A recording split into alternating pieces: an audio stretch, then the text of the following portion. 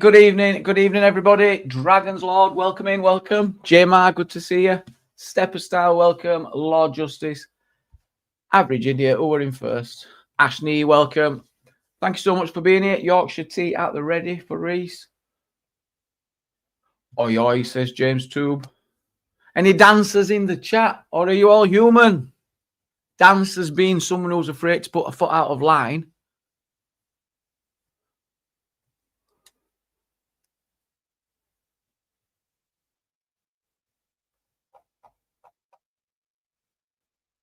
MB, good evening. Good evening.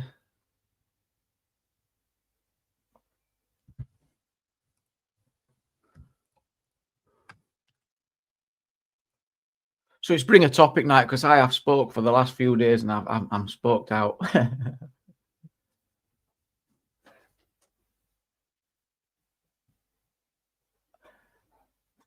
I think that's what it's asking. It's asking, are we human or are we dancers? Product of society, afraid to put a foot out of line. Is that the human way? I mean, I thought it were a fitting song to the dilemma that we keep going round in circles. We end up at, well, what if we were just on we all arrived on a desert island? How would we survive? What would we do? Would we have, and how have we ended up here? Is it a fair system? Is it the right people? So the only people that pay to be on Earth, the only species that pays for the pleasure. Are we human or dancer? I think it's implying that society as a former robot worker and dancers. I think that's what it means. Or are we human? Are we human?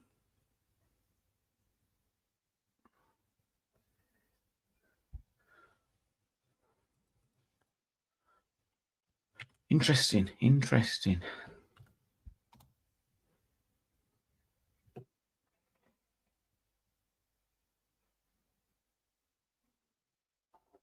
Pants people are on the way. Mervyn, welcome. Double link there. Someone's bound to click it. Double link.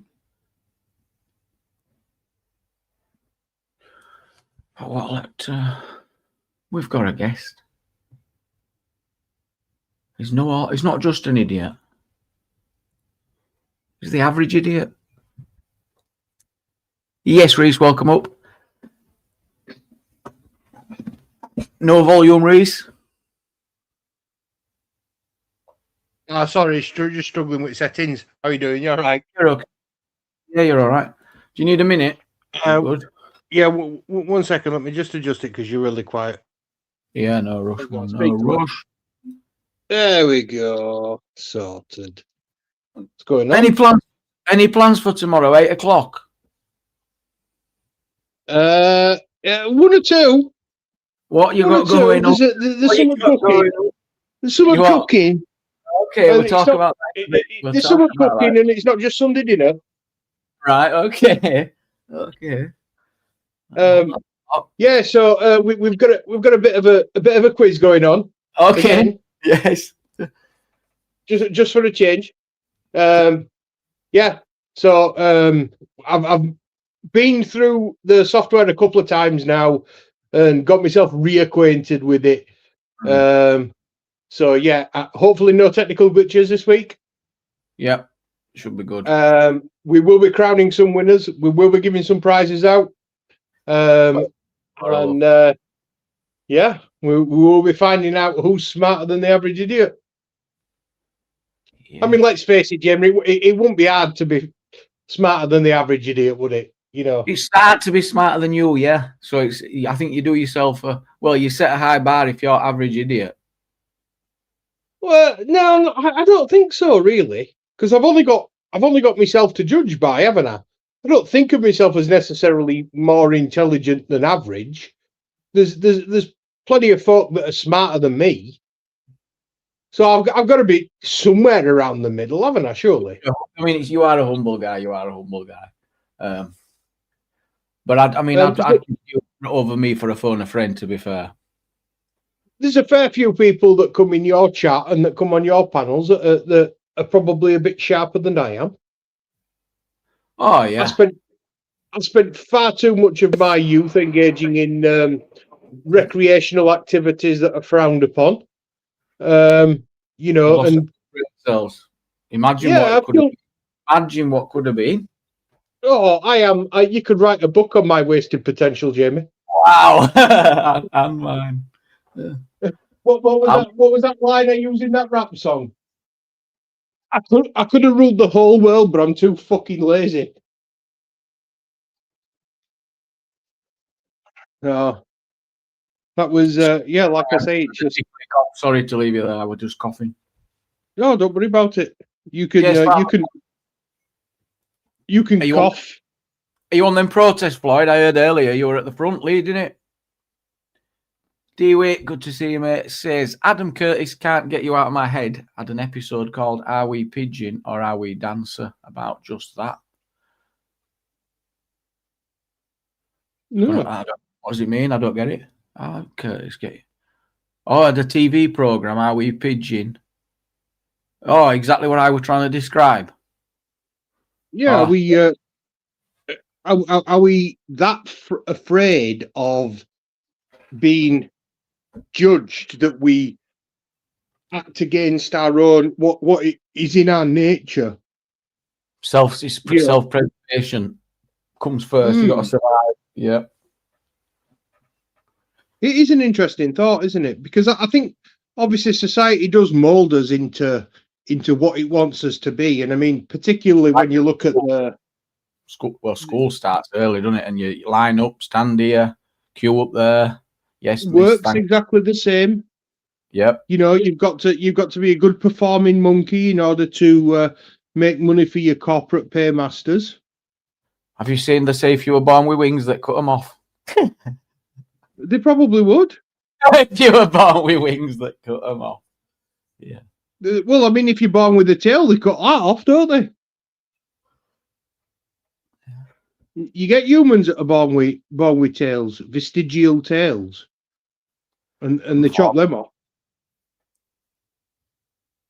But I mean, imagine how badly you get picked on if you had wings. Well, at least you could just fly away. Yeah, but think about how much you'd have to spend on shirts.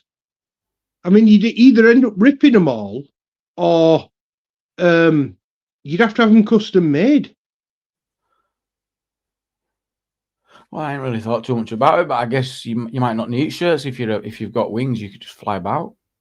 No, listen, I mean, a dodo's got wings, but it can't fucking fly, mate. Have you any idea how big your wings would have to be in order to lift you up off the ground? I mean, you've got to be talking at least a 20, 25 foot wingspan to be able to lift off. You don't realise how fast I'm planning on fanning these wings up, fast up, and that'll compensate for size because it'll be really fast. Like an hummingbird. Faster. Yeah, I mean have you ever seen a hummingbird in flight?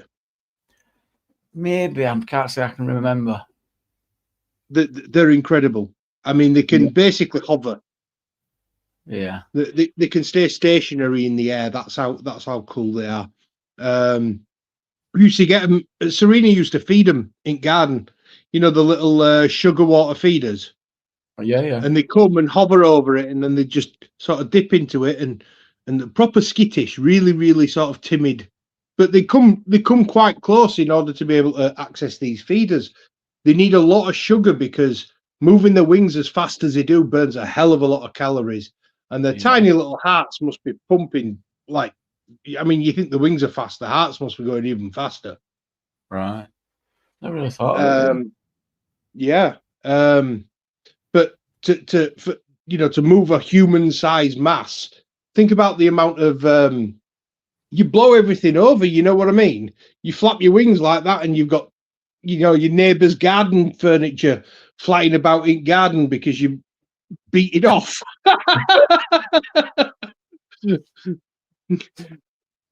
Beating off in garden to get up into air. Another brick in the wall. That's what Pink Floyd say. Conformity being a social construct. What do you think about that? Conformity, so it's a choice. I think it's a survival mechanism, isn't it? Yeah.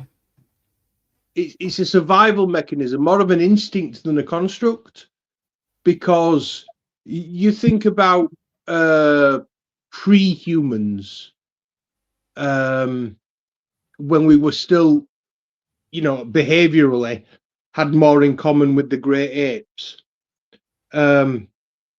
If you behaved outside of the societal norms of an ape society, if you were an ape, they'd probably beat you to death.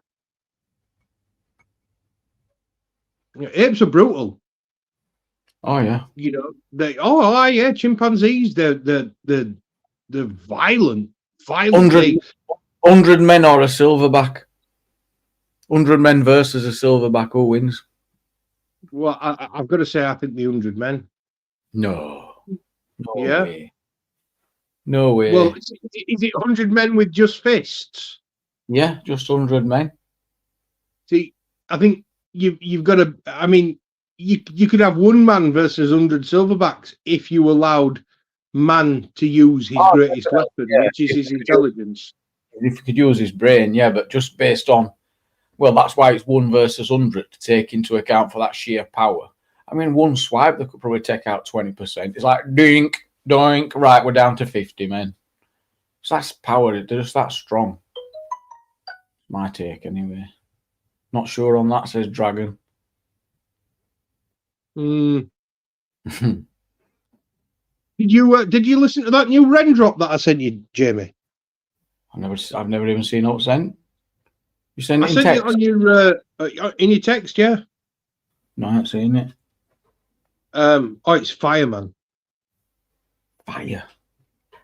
Is he chatting about socials, money and debt? No. It's he's done a collaboration with a guy called Webby. Right. And it's about. Have you ever heard the old sort of blues soul classic "Devil Went Down to Georgia"? Let's experience about the guy. It. I'll play it. Sorry. I'll play it now. Let's experience it. What's it called? Down the Road. Right. So it's bluesy type, is it? You say? It's an interesting fusion between blues, soul, and rap. Is what I'll say. Judge for yourself, man. I mean, it's I think it's fucking amazing. It's important we critique the current work. We really should experience it, critique it, and share it. They've got a whole album dropping as a collaboration between these two, Ren and Webby. It's going to be called. The album's called Asylum, but the marketing it under the name of Inpatient. And they're both independent artists, these guys. For anyone who's not familiar with Ren, I mean, obviously, a lot of people in the community have heard of him because I've mentioned him a few times. I've never come across Webby before, but his performance on this track has made me look out, for some of his other stuff. I heard of him. When you said it, I thought it rung a bell. Farmer Floyd, have you heard this? Farmer Floyd, a great top Ren fan. Yeah, loves a bit of Ren. It was Farmer Floyd that introduced me to Ren, as it goes. Was it? Oh, was that the first time you came across Ren as well on this panel? It was indeed, yeah. Wow. See, we do a lot for mankind around here. Right, I'm going to have to put it behind the thing. Right, let's. That sold straight off the bat, man. Wow, I'm not keen. I didn't at the start. I thought no, and then it's good. It's getting good. Fits into what we've all just been debating, talking about. What a fantastic. It's just so fitting this race, in my opinion. This is brilliant. Oh, it smashes it, doesn't it? Yeah. I listened to it about 10 times on repeat. Yeah, it's brilliant, is that? But it's about obviously the Faustian deal, isn't it? The deal with the devil selling your soul, and that line at the end where he says, "The next choice you make will be the last thing you ever choose." And I think there's sort of it's not just like a metaphorical. I think with them both being independent, what they're referring to as well is the idea of signing with a record label, because once you sign with a record label, you lose all of your creative control. You put out the records that the record label tell you to put out, and they wouldn't be able to make something like that record if a record label had anything to do with it. But I mean, it's that good that it could quite easily, attract the attention of a record label. And Ren's had offers, we're talking 7 and 8 figure offers from record labels wanting to sign him, and he's like, no, I've had a #1 record on my own. Why would I sign with anyone? And I think at this point, a lot of his fans would be really, really disappointed if he did sign with a record label, because I think he's been independent, and that sort of fucking 2 fingers he's giving to the industry is one of the reasons why a lot of people respect him as an artist. Respect him though, because I guess it's just the industry is what it is, and it is sometimes about who you know and stuff, isn't it? So it might hold him back. I don't know if it does. Well, I think that because of his health constraints, he did have a deal with Sony, and he had to renege on the deal. He couldn't fulfill it because he ended up in bed with his Lyme's disease. Okay. For a good couple of years, he was laid up and couldn't do anything. So I mean, he could have gone down that path, but I think that that sort of put his career on a back burner. I think what it does is it affects your ability to book the bigger venues for gigs and stuff like that, because like your O2, they're only going to want to deal with your mainstream labels. You know what I mean? Right. And even down to the big push concerts that are going on in May. They're in. I wouldn't say they're not in the smallest of venues. In Manchester, they're playing the Victoria Warehouse, which is probably about 3,500, 4,000 capacity venue. And it's sold out instantly. The first one was in a smaller venue, about a 2,000 person venue, and that sold out within minutes on the pre-sale. So they ended up having to move to a different venue that had a larger capacity to make it open to more people, because there's loads and loads and loads of people that would love to see him live. I mean, even with the Big Push, I'll go see him with the Big Push. I'd rather see him doing his own stuff, but I'll go see him with the Big Push because they're really good as well. There it is, Farmer Floyd, Big Push, War Pigs was amazing. Yeah. Are you impressed with the new track, Floyd?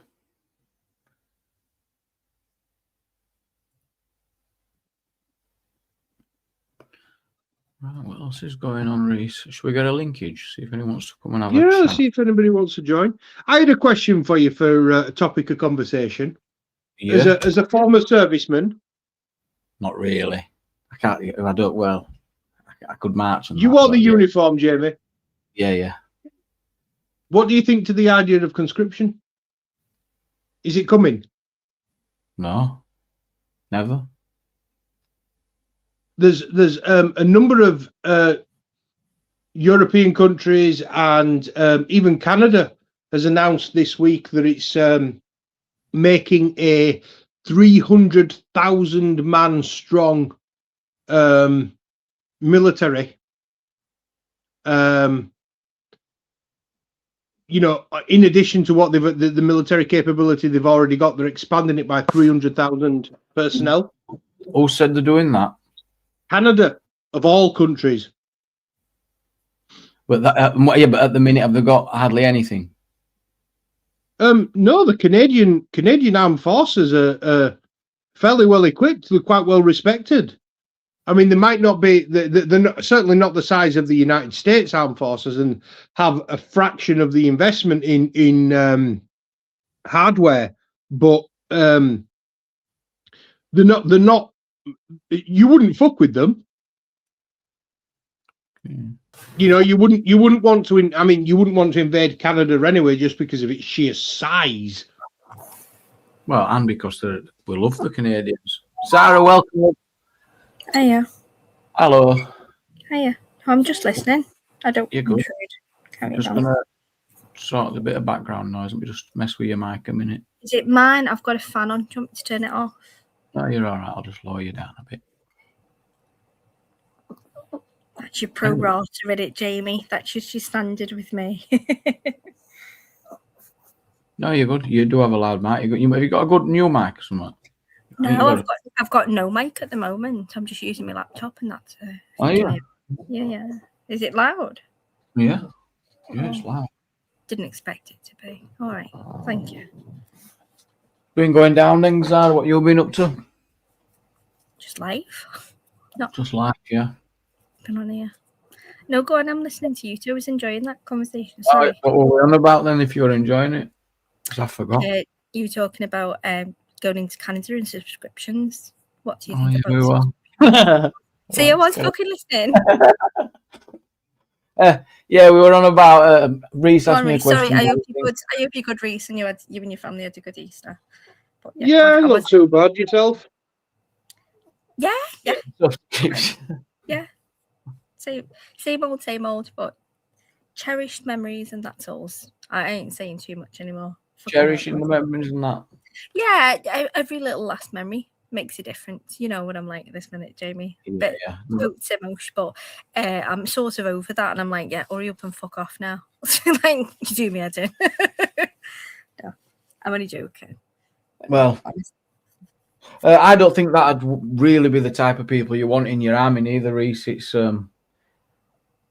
to have an army, you want people to be wanting to be part of it, and it could be really dangerous to have people who's not. But I think if it were going to get to that point, it'd be here anyway. So you'd have to defend yourself regardless. You know, it'd be that serious. You know, if it ever got to that point, I think that we'd have no choice. We'd probably all want. You know, we'd have to.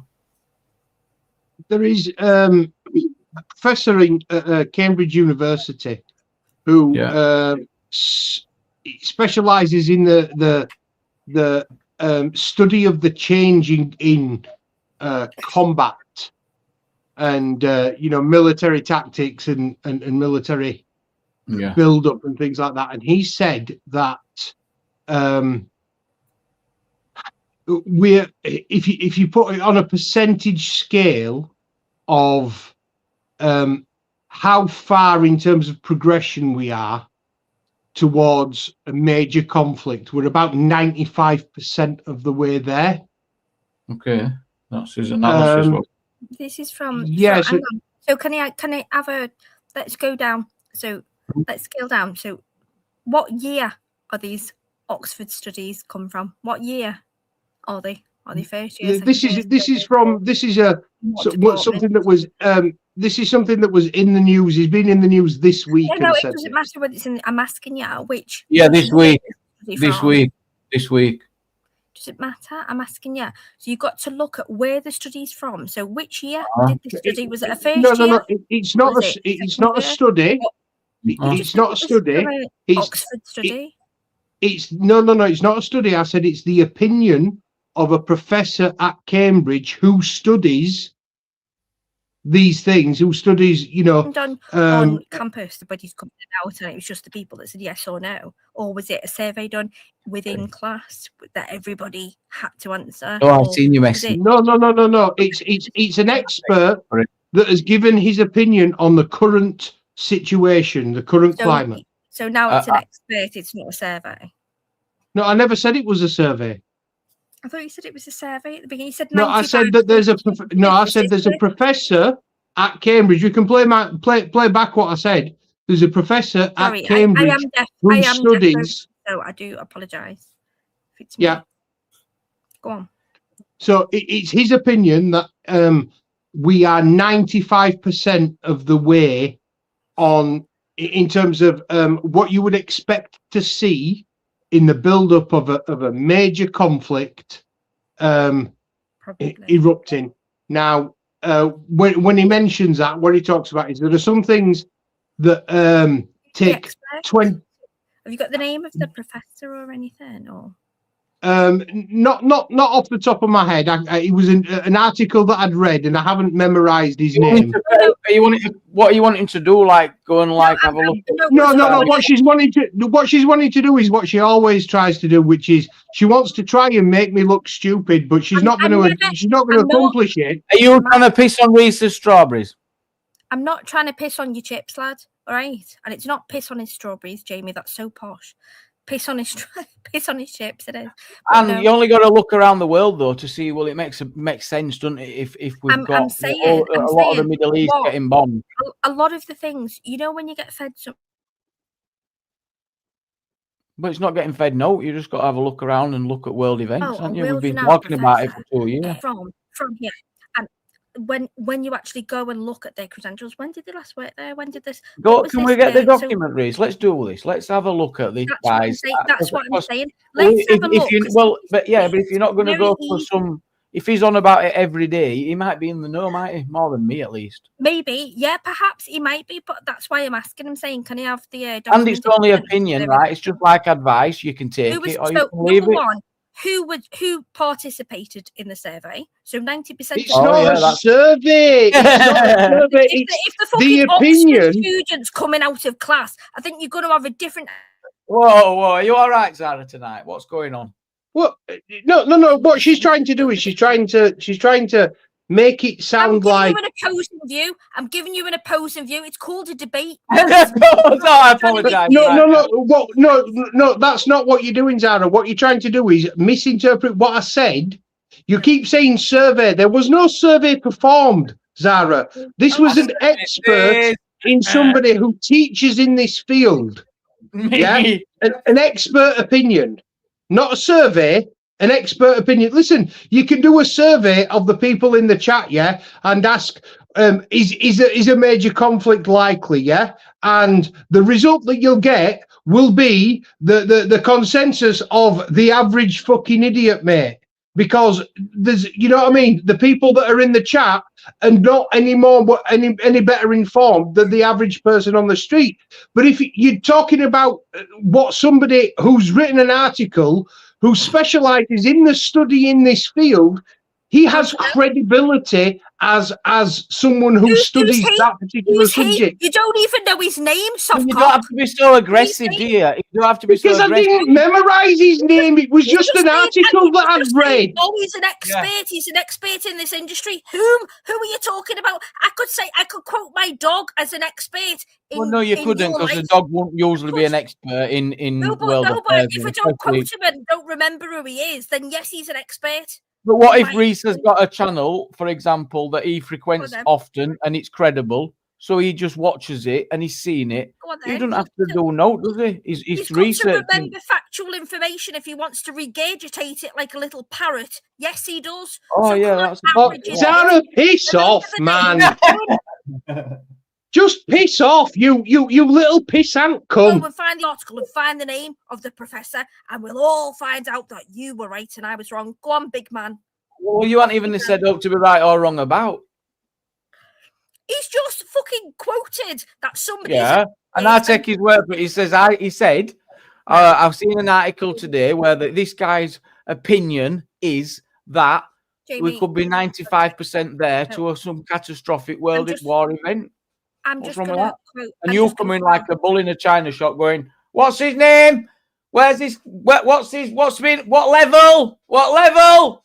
In a china shop, I was like a genuine lady. Don't start. I had a corset on. Now I've loosened my corset. Jamie, now I'd just like to say I've just read an article today that said What did it say? all of the light shades in the world are going to flare up and go on fire with 98%.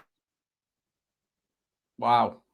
Right. So yeah. Right. So what Zara's done there is she's like, you got to back this shit up. But right, I'm looking for it. But he doesn't. An opinion, dear. You don't back up some guy's opinion. How can he? He's formed that opinion. That guy's formed that opinion. Exactly. You've just given me my own argument. So Reese, go and back that shit up. Go and back up. Right. So I'm currently on my phone, so it'll take me a minute to find the article. But I'll find the article, Zara, just to shut you the fuck up. Thank you. Yeah. I would love you to do that, Reese. And in the meantime, have you had a good Easter? So what percentage do you think we're at, Zara? Because if that guy's saying 95%, do you think no? That could be a squawking parrot for all I know. It could be a fucking monkey. It could be a hand puppet. I don't know. I don't believe in what he says. So until you give me a name and then tell me exactly where and when he said it, then I will go and look it up. Then I will look it up and then I'll see how verifiable it is. I will verify every little bit of information before I take it as absolute umbrage. Okay, so don't start. But yeah, have you had a good weekend? Whew. Well, it's just getting started, really. Do you even know what umbrage means? You've just used a word there completely out of context. Do you even know what it means? Yeah, I took it out. Do you know what I was typing a message, but I didn't want to say. And I said, whatever, Zara. You're just a fucking. You want to talk about fucking monkeys? Oh, you're calling me a monkey? Is that what you're doing? Well, you've got the intellectual capacity of one. You're like a fucking gibbering monkey. Are you sure? You sure you want to call me a monkey again? You want to double down on that, yeah? Well, listen, if you want to read something into that, that's entirely into your fucking mind. I was typing a message and it said, I take umbrage to that. And I said it out loud because I was typing it. Sorry, my bad. But I thought women were supposed to be good at multitasking. Well, I thought you were supposed to be good. I've heard you use words out of context a million times trying to sound clever. You sound like a dictionary that's farting. It's ridiculous. You spit out ridiculous words. Oh, he's gone. He's gone to find... Go and find your backup and your researching evidence before you fucking spit out quotes. Ridiculousness. Can't just say things without any backup. You can't just pull a race card neither when he did nothing of the sort, did that? You were going to jump all over that and go, he said talk about monkeys. He said, yeah, well, that's not very sure. Don't try and double down with me, please. I was just having an opinion. Good night. Whew! Went a bit wad, wasn't it? That went a bit wacko.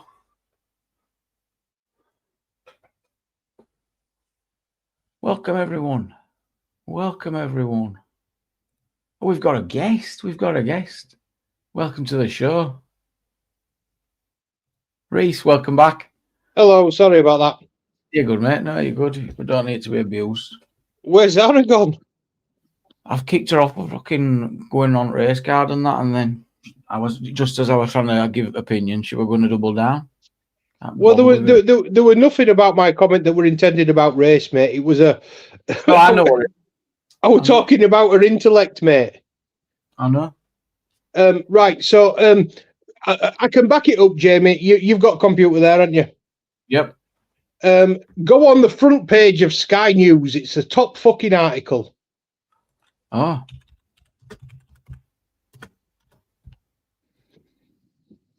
And the guy, sorry, I was wrong. It wasn't Cambridge. It was Oxford. Oh, all right, fair. That's not too bad. And this is Dr. Rob Johnson, who's the director of the Changing Charter of Conflict Centre at Oxford University. That's some decent credentials already, isn't it? I would have thought so, yeah. Yeah. Okay. So there's the information. That's enough. That's it. That's what she wanted. No, I mean, like I said, the article basically states that there are a number of warning signs that you would look for in the build-up to a major conflict. Can't do that. Can't pull that racing. That were unfair. You know it was. He wasn't referencing you to another. He wasn't dehumanizing you in the slightest. It was a. And why do we have to do this? If you want to zone in on that, then no, we're not discrediting ourselves. Or no, no, good, crack on. Oh. So yeah, like I said, there's a number of different flags that you would look for, such as investment and build-up of military infrastructure. Typically, it'd be ships first, because they take longest to build. So you look at China. For the last 20 years, they've been slowly but surely adding to their navy, to the point that their navy, in terms of sheer numbers, now outnumbers the US Navy. And then you look at there would next there'd normally be an increase in numbers of personnel. Well, we've seen that in numerous places around the world. You know, we've armies increasing. Some countries have introduced conscription, and then a changing in the language that's used in diplomacy. The rhetoric that's coming out of the countries becomes more aggressive, and we're seeing that. Well, you know when you see this, they will promote patriotism, and why would they do that? Because remember the days of when your country needed you, and your country needs you. They need people to enlist, and it'll everything will flip on its head if it gets to that point. Wow. Does he list genocide and war crimes against civilians? This is coming from, again, so we did get the source there, Zara. It is Dr. Rob Johnson, Oxford University. Yeah. No, I need a conversation, Zara, with somebody that's actually capable of having a reasoned debate, and whose sole reason for coming on the panel isn't to try and prove themselves to be intellectually superior to the other person. To have a conversation is to consider the points that another person makes and potentially learn from them. But even in the chat before you came on the panel, you were talking about the music industry. Oh, what does the contract look like? What's this? What's that? Asking me about the music industry. Obviously, I've got no inside knowledge of the music industry, Zara. What your whole aim is to try and diminish other people to make yourself feel better. Yeah, that's what your whole aim is. And I'm not playing those games with you. We've had this conversation before. I gave you the benefit of the doubt because you were nice for a little bit. But I see you, Zara. I see exactly what you are. You're a narcissist, and I want nothing to do with you. Wow, narcissist is a strong one. Well, it's an apt description to that fits the traits that Zara presents. And I don't feel inferior to you, Zara, at all. At all. I generally don't feel inferior to anyone, but I don't tolerate people trying to make me feel inferior. That's the point. Shall we get a link out and try and move this on? Because I don't think it'll. Sorry, mate. No, you're well. I don't think it'll. Just wanted to get my 2 pence out there. What's a narcissist? Good question. But a narcissist is someone who it's basically derived from the Greek myth of Narcissus, who fell in love with his own reflection. You know, so well, I don't think she loves herself. She don't come across as someone who loves herself. No. Obsession with self. No, she's not that. No, I think she is slightly obsessed with herself. No, and you see what she's put in the chat. You change my windscreen wipers, mate, for £20. I currently run a centre that in the last financial year made over £1.2 million. That one centre on its own, Zara. That one centre on its own. 1.2 million spondoolies. £1.2 million. And this year, if my bonus structure stays the same, I'm on track to make about £80,000. So you know, I'm really glad. I'll change your fucking wiper blades for that amount. Good. I hope you do, because one's a bit dodgy, so I might need you. Okay, so that's great. We all provide a service in a way, and we all end up bowing down to somebody else. So I do get it. I was being a bit patronising, if anything, a bit condescending, let's say. But I do get you, Reese. I do, more than you know. I enjoy the I do enjoy the forward and back, but I don't enjoy how you get so totes emotion about everything I say. You need to just calm down. Not everything's so personal to you. It's just me being a bit of a twat. That's it. Don't be a twat then. It's as simple as that. I can't help it. Then I can't be friends with you if you can't help being a twat. I'm a twat, but I can rein in. You know, I have control over what the words that come out of my mouth, Zara. You need to do the same. What comes out of my mouth, but I just find it funny. And but you've just said you can't help it. So which is it? Because I find either have control or you don't. You can help it or you can't. I'm not going to control it for you and your sensitivities. Okay, I speak to people how I speak to people. If you're uber sensitive, it ain't my fault. It's not a case of me being uber sensitive. It's a case of I come onto this panel. Can you have one in the chat if Reese is very, very sensitive? Uber sensitive. I'm guessing that's like more than sensitive. If Reese is very, very sensitive, you are uber sensitive. I come onto this panel in order to have nothing personal. He's a nice guy, but can we have a one in the chat if he's fucking extremely sensitive? I've not. You are very sensitive. But you are very, very sensitive. I'm not seeing any ones, Zara. Yeah, Reese has just blocked 3 people who pressed 1. I've just seen it. Whoa. 1.5. Whoa. Yeah, 1, 2, 3. Master answered. Yeah, 2, 3, 4, 5. Yeah, you are. Honest to God, and it's not. I'm not being personal. Is this a straw man argument? I think this is a straw man argument. A little bit of a fallacy. It is a bit of a fallacy. It is, but where I'm you not twisted it, and I mean, it's clever. It's you can tell you've got one from YouTube. It's not. It's not just a tactic. But I'm not using ad hominems. I'm not trying to put you down. Sorry, Reese. And I was a bit condescending there when I said you'll change. I didn't mean to say, I shouldn't have said that. That was just a big, horrible prick move. That was a prick move. So I do apologise genuinely to you.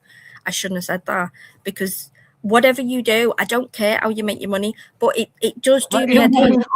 Well, you mention these wiper blades a lot, and you do that, I think, to try and make him look. I think it's funny, but I think it's funny. I get the banter with it, but Reese is maybe you are a bit sensitive to wiper blades. I don't know. No, you are. Right. So what I'd like you to understand, Zara, is that the position that I hold, I started out 3 years ago, basically just working on the desk as essentially a glorified receptionist, a customer service assistant. Yeah. From that point, I've progressed to running a centre that made £1.2 million last year in 3 years. And that's because I'm good at my job, Zara. I'm good at what I do. No, well done. Whatever. And what I do is more than just change wiper blades. What else do you do then? Convince me. Tell me, what more do you do? Because all that you do is changing wiper blade and delegating and telling other people what to do. So my job is I've got to understand what the customer requires based on what they tell me about their car. So I have to interpret what the customer says and figure out where to get the technician to look for faults. Yeah. And then the technician looks and finds a fault and then comes back to me, and I've got to explain it to the customer in a way that they'll understand in order for them to be able to make an educated choice as to whether or not they want that issue dealing with and how they want it dealing with. I've also got to present it in a way that you go from a mechanic and then you mansplain to the public what the mechanic I translate mechanic into human. Wow, you mansplain to the average. You put it into layman's terms for normal people who live and don't know about cars. Wow. Well, I guess it's not the same every time, neither for him. But I've also got to create value in the proposition, yeah? Because we're not the cheapest place on the market. You can probably go and get some of the stuff done cheaper elsewhere. Is that code for saying you rip people off? No, what that is giving them confidence to make a purchasing choice with us. At the end of the day, we're a business. We're there to make money, not to. Do you know what I mean? Yeah. We don't do things. Nobody does things for free, Zara. You don't do things for free. No, so at the end of the day, it's we're running a business. Yeah. So what I do is I create value in the proposition. The customer either sees the value or they don't. They make the choice to make the purchase or they don't. Yeah. And then in which case, if they make the purchase, I have to source the parts, get them supplied, make sure all the relevant regulatory paperwork is filled out, such as ensuring that we are compliant with the MOT, DVSA MOT regulations. I also have to make sure that we're compliant with health and safety. Do you mean DVLA? No, yeah. I mean DVSA. Oh, right. So what's that? The Driving Vehicle Standards Authority. They govern MOTs. The DVLA govern driving licenses. Oh, so you've even got to adhere to that to fit wiper blades, really? No, we do MOTs. We're an MOT testing centre, Zara. Oh, right, okay. Oh, I didn't realise that you did MOTs as well. We do MOTs, we do mechanical work, we do, we change tyres, we do suspension work. Some of the other branches do more in-depth mechanical work, such as timing belts and clutches and stuff like that. I kind of stay away from that because I don't have the ramp space to have a vehicle on my ramp for 7 or 8 hours. You know, on that the new Focuses, they've got a wet belt rather than a cam belt, and that costs like £700 rather than. No. About £1,700 if you're looking to do it properly. Pull underneath off.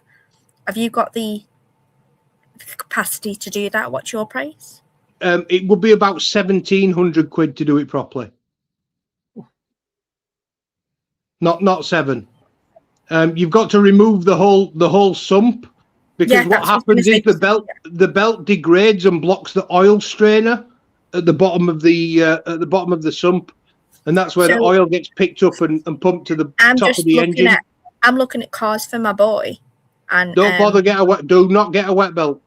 Not just Fords, Vauxhall, Citroens, Peugeots, anything that's sort of 1.4, 1.6. Stay away from them. No, I'm looking at 1 litre, so we wanted the 1 litre. Focus, Eco, but they all have a wet belt in rather than a cam belt. Don't bother. Even if it's just been done, would you not? Because 30,000 miles you're getting out of that, Zara. What? You're getting 30,000 miles out of it before you're going to change it again. 30? 30.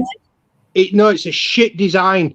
And what happens is unless you take it to a garage that knows what they're doing, you've got to use a very specific oil in those vehicles. Yeah, they have an additive that goes into the oil that protects the wet belt. If you don't use the right oil, the belt breaks down within like 30,000 miles. Okay. And it's the belt breaking down, the little rubber particles coming off that block the oil strainer. I've got 2 other options, right? And I'm so fed up of it. This has been my 4th weekend now. Well, I just want to ask Reese a question, Sarah. Does Quick Fit sell that oil? I wonder. That looks after the white belt. I don't know. Yeah. I don't know if Quick Fit does. You don't actually sell it, that oil? He's not. I don't work for Quick Fit. Doesn't work. Oh, sorry, Alfred. I meant. That's right. Sell the oil retail. Well, no, I don't think they sell it retail. But if we do a service, that's what we'll use. Oh, so that's part. It's like, so would that be part of the extra fees that you use in the proper oil and you're making sure all? Well, the thing is, when you have a wet belt changed, you've got to change the oil anyway because you've got to take the sump off. So all the oil's going to drop out of the engine, and when you top that oil back up, we're going to use the correct oil. But if we get a vehicle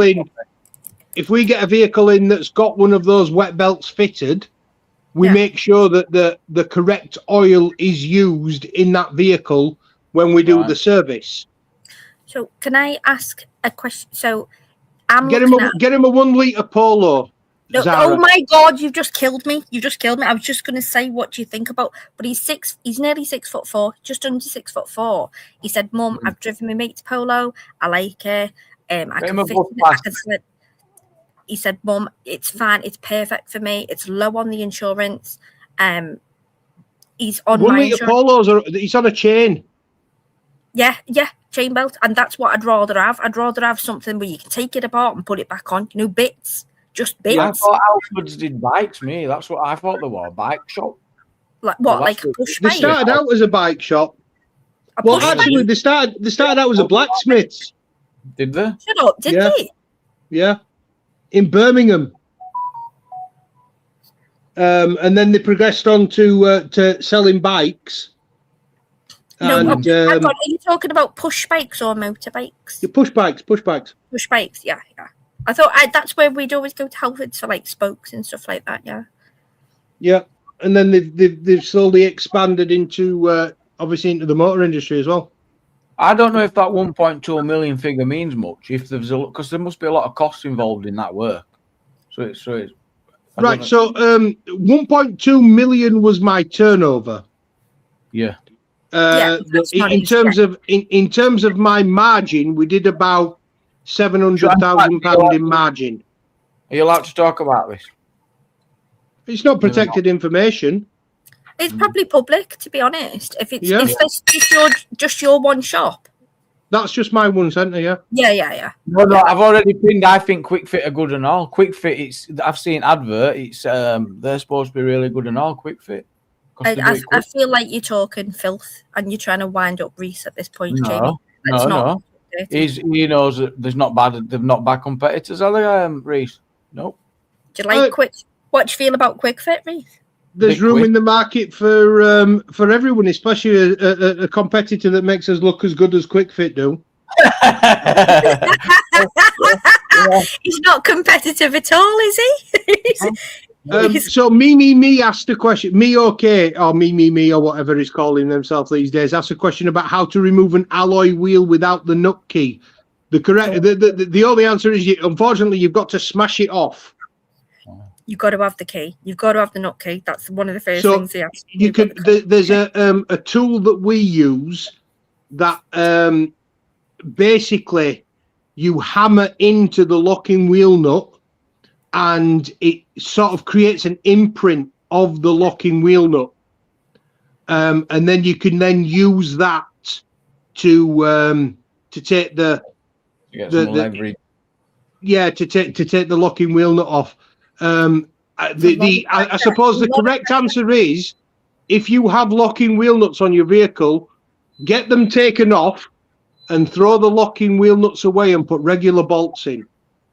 You do because know that unless you live in Liverpool, no one is stealing alloy wheels these days. If somebody goes to the trouble of jacking your car up to steal something, it's not your alloy wheels they're after. It's your catalytic converter. Yeah. Do you know what I've got? I've got a catalytic converter, which is carbon filtered from a motorbike, but it's a racing motorbike. I know it's worth a fortune because we got him it for his birthday. It's like 600 to 800 quid. And it's still sat in a box here. He never put it on. And I don't know where to sell it or who to sell it to. But you do know that you can just buy a lock and wheel nut from eBay for your Do you own know car. Dragon's Lord, Zara? Pardon? Do you know Dragon's Lord, Steve? Hello, Dragon- Steve. Are you no, there? No, not I at all. tried one last night, but I couldn't speak to him. Don't know who he is. No. Yeah, Zara, the problem with that is the pattern on the locking wheel nut is going to be individual to the vehicle, and unless the key that you are purchasing is of that exact identical type, Don't they have it kits might that not like be moving congruent. Don't they have Well, they kits do. that like moving? So they get kits. So you say like I've got I don't know, 2012 Focus S Yeah.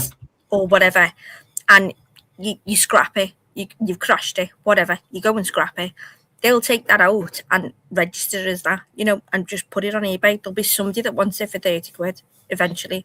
I know So- that the only surefire way that I know of guaranteeing that you get the right locking wheel nut key is to go to the brand dealer. So if it's a Ford, then go to a Ford dealership, give them your VIN number.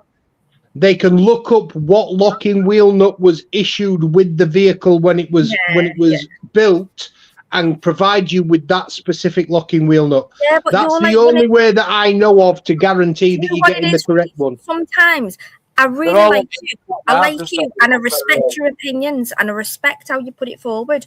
But you sound like a bot. You don't sound personable at all. That's a bit You sound like- insulting, isn't it? No, Well, no. no, because she's you probably say got a the point. I do. manufacturer. No, no. I have got a point, Jamie, because I'm being honest. I'm Maybe not. people appreciate that. Maybe some might say you're too fast. Maybe some Yeah, appreciate it. maybe. But I'm giving him. Well, Honestly, now that you've realised maybe people appreciate it, maybe we should just let it go then. well, no, but I'm We're allowed to say accepting my all that way. opinion. Or and do you it want, is what do you want him to do? Do you want him You to take- change? No, I'm not. hang I'm on, asking you're what- taking second-hand defence without letting Reese even Well, respond. no, but it's important because we have to set standards. I mean, what are we all supposed to do? Conform to No, what? I'm just saying this is what sometimes gets me, Reese, and he'll probably say back to me, Zara, you talk too fast and you talk too scally. Do you know what I mean? He can say whatever he We wants. probably back, won't but because he might just let you be you. no, this is a good faith conversation. I'm not saying this in bad faith. I genuinely am not. I'm not.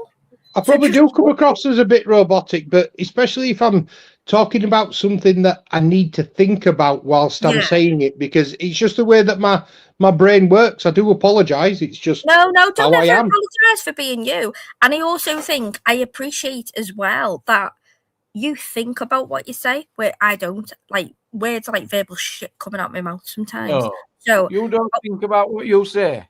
oh, shut up, Jamie. Let's not start. But honestly, so I appreciate you. You're probably the yin to my yang, but genuinely, I do appreciate what you say, even if it's opposing my beliefs. I appreciate how you put it across. And sometimes, Apart from when I sound like I swallowed a dictionary. You didn't appreciate it 5 minutes ago. You don't sound like sometimes. So yeah, I've just used that one word out of context. Be honest, I was texting and emailing at the same time. I shouldn't have been doing that. I've got to concentrate on one thing. I've got a little bit of ADHD, OCD, whatever myself. But I get a little bit funny. Confused. No, not confused. I get a little bit finicky, about if somebody uses the wrong word, finicky. Where like picky, like picky. Finicky. No, finicky. It's a word. Look it up. I think you're adding an extra syllable in there. It's finicky. No, finicky. Go and look it up. Which one are you Or picking? do you mean phonetically? No, Or phonetically. No, finicky. It means picky. It's an old-fashioned word. Yeah, no, it's the correct word's finicky, not phonetically. Or pernickety. Is it picky? Pernickety. Is it? Fuck off. It's not. I mean, I That's thought John. you were right. John, come on and tell her. Is either finicky or pernicicky. No, You're mixing the two up, I think. Finicky, isn't it? No, it's finicky. It's finicky. No, it's either panicky or finicky. It's not. Hang on, And they both mean fundamentally the same thing. Hang on, let me just look it up. So you're telling me that's not a word? Have I just been saying it since I was 9? I think I heard it. Do you know what he heard it on Mary Poppins? And I was like, I love that. She went, please don't be so finicky. And I was like, it's definitely finicky. Don't be so finicky. Hang on. What does finicky mean then? The same thing as panickety. I'm finicky. Oh, is it pinicky? Oh my God, you might have just said it right. Is it pinicky? I might have said it wrong. Is it pinicky? Yeah, it's either finicky or panicky. They both mean the same thing. Yeah, it's pinicky. It means nitpicking. Yeah, nitpicking. Nitpicking, that's the one. Yeah, I'm nitpicky. Yeah, that's the one. That's the one. Not I was saying F instead of P. That's see, what a big faux pas. But never mind. It's only a letter off. See, there you go. I'm not infallible. I don't think that I'm the fucking greatest thing. I don't think I'm so uber intelligent. I'm not gonna get all finicky about it. You know, it is what it is. You. I've got it. I can hear you smiling, you dickhead. John, welcome up. Precocious. Hello. Yeah. It's the Prince of Pedanticism. He says, yeah. Hello. No, those are the most 3 words that were used in my school reports: pedantic, precocious, and a hefty. If we're gonna exercise, if we're gonna engage in exercise in pedantry, then I feel the need to be involved. Yeah. That's why I said the Prince of Pedanticism. Is that POP? So That's your new name. I believe that the words in question are finicky or pernickety.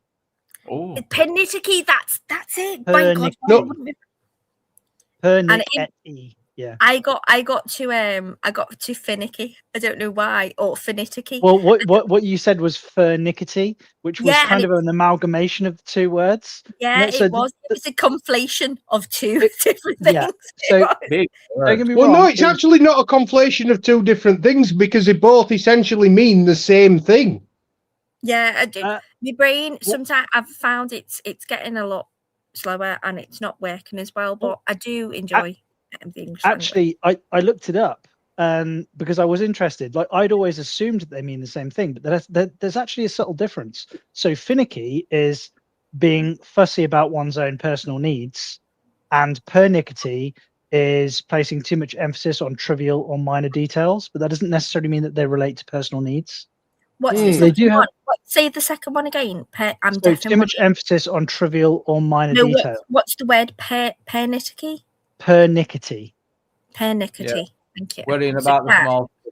Yeah, that's me, and it's I do that in work, and I do that with my children. I do that. You know, I overemphasize like the small things that aren't right, and I'm like, oh, why is that there? Why is this? Why is this? Why isn't this here? It should be here when I need it. This is where it should be. Like, instead of just enjoying the moment, do you know what I mean? I do that all the time. Everything has to be just a focus on trivial detail that adds fussy no meaning. Fuck, yeah. At the moment. In the Observer got it right. Fussy as fuck. I am. Yeah. Yeah. Hard work, but I could be the most fun person in front of others, but then at home I'm an absolute nightmare. I know I am. Big up me. I know. Me, thank you. Big up you. Are you going to do me window wipers for free then, Reese? No. I'm saying big up me because he just gifted 5 Society X memberships. I'm going to say 5 Society X window screen wipers then. I thought you were just bigging yourself up there, Reese. That was all. Well done, mate. Me, thank you so much for the gifted memberships. Nick Kelly, Steve, Debs, Just Jane, and Stacey Trundley received a gifted membership by me. Okay, me. Thank you so much, me. Appreciate it. Lot of brand new members there, Jamie. I know. Yeah. We'll say hello. Some names I've not come across before. Although Yeah. I was You never surprised. seen that before, Jake? Hey, I were on the AY show, you know, other day, you know. Rung me Shut while up. he was live. Yeah, he did. Where Yeah, yeah? What I did you was say? surprised. Well, I just went, oh, well, we'll be debating this tonight. They can always come over. Everyone is welcome. That's nice. You were just doing a little bit of self-promotion. That was all. What did you I say? didn't have a I just clue. said, everybody come over to Society X, you know. Everyone's welcome. Speaking of which, You get all gossip over there, no doubt. speaking of self-promotion, are you guys coming to the quiz tomorrow night? What's this quiz you talk about? It's just the average idiot Sunday fun day quiz. Okay, At 8 o'clock over on the Average Idiot channel. Okay, excellent. Right, maybe I'll get a link to that, and if people want to join, they can. But I know check it out. this sounds. Can you put your link in the back? I'm probably going to be blocked automatically anyway. Because you found Farmer Floyd has posted the channel link in the chat. So am I still blocked? I'm asking you. Oi. No, I'm actually going to go through and unblock people. The thing is with the quiz, though, Zara, it's not. Basically, you put your answers in the form of a number in the chat. Oh, so yeah, like, it's not like between the rounds there'll be conversation in the chat, but the majority of the chat is dedicated to answering the questions. Yeah. What sort of questions do you ask in the quiz? Like, what does it have a? So the multiple choice, and general knowledge, and typically we start off with like a theme or something. Yeah. Well, typically we start off with 10 current affairs questions, so they'll be based on the news of the week, and then we'll do maybe 20 general knowledge, and then maybe 10 music questions, or do you know what I mean? We'll vary it up.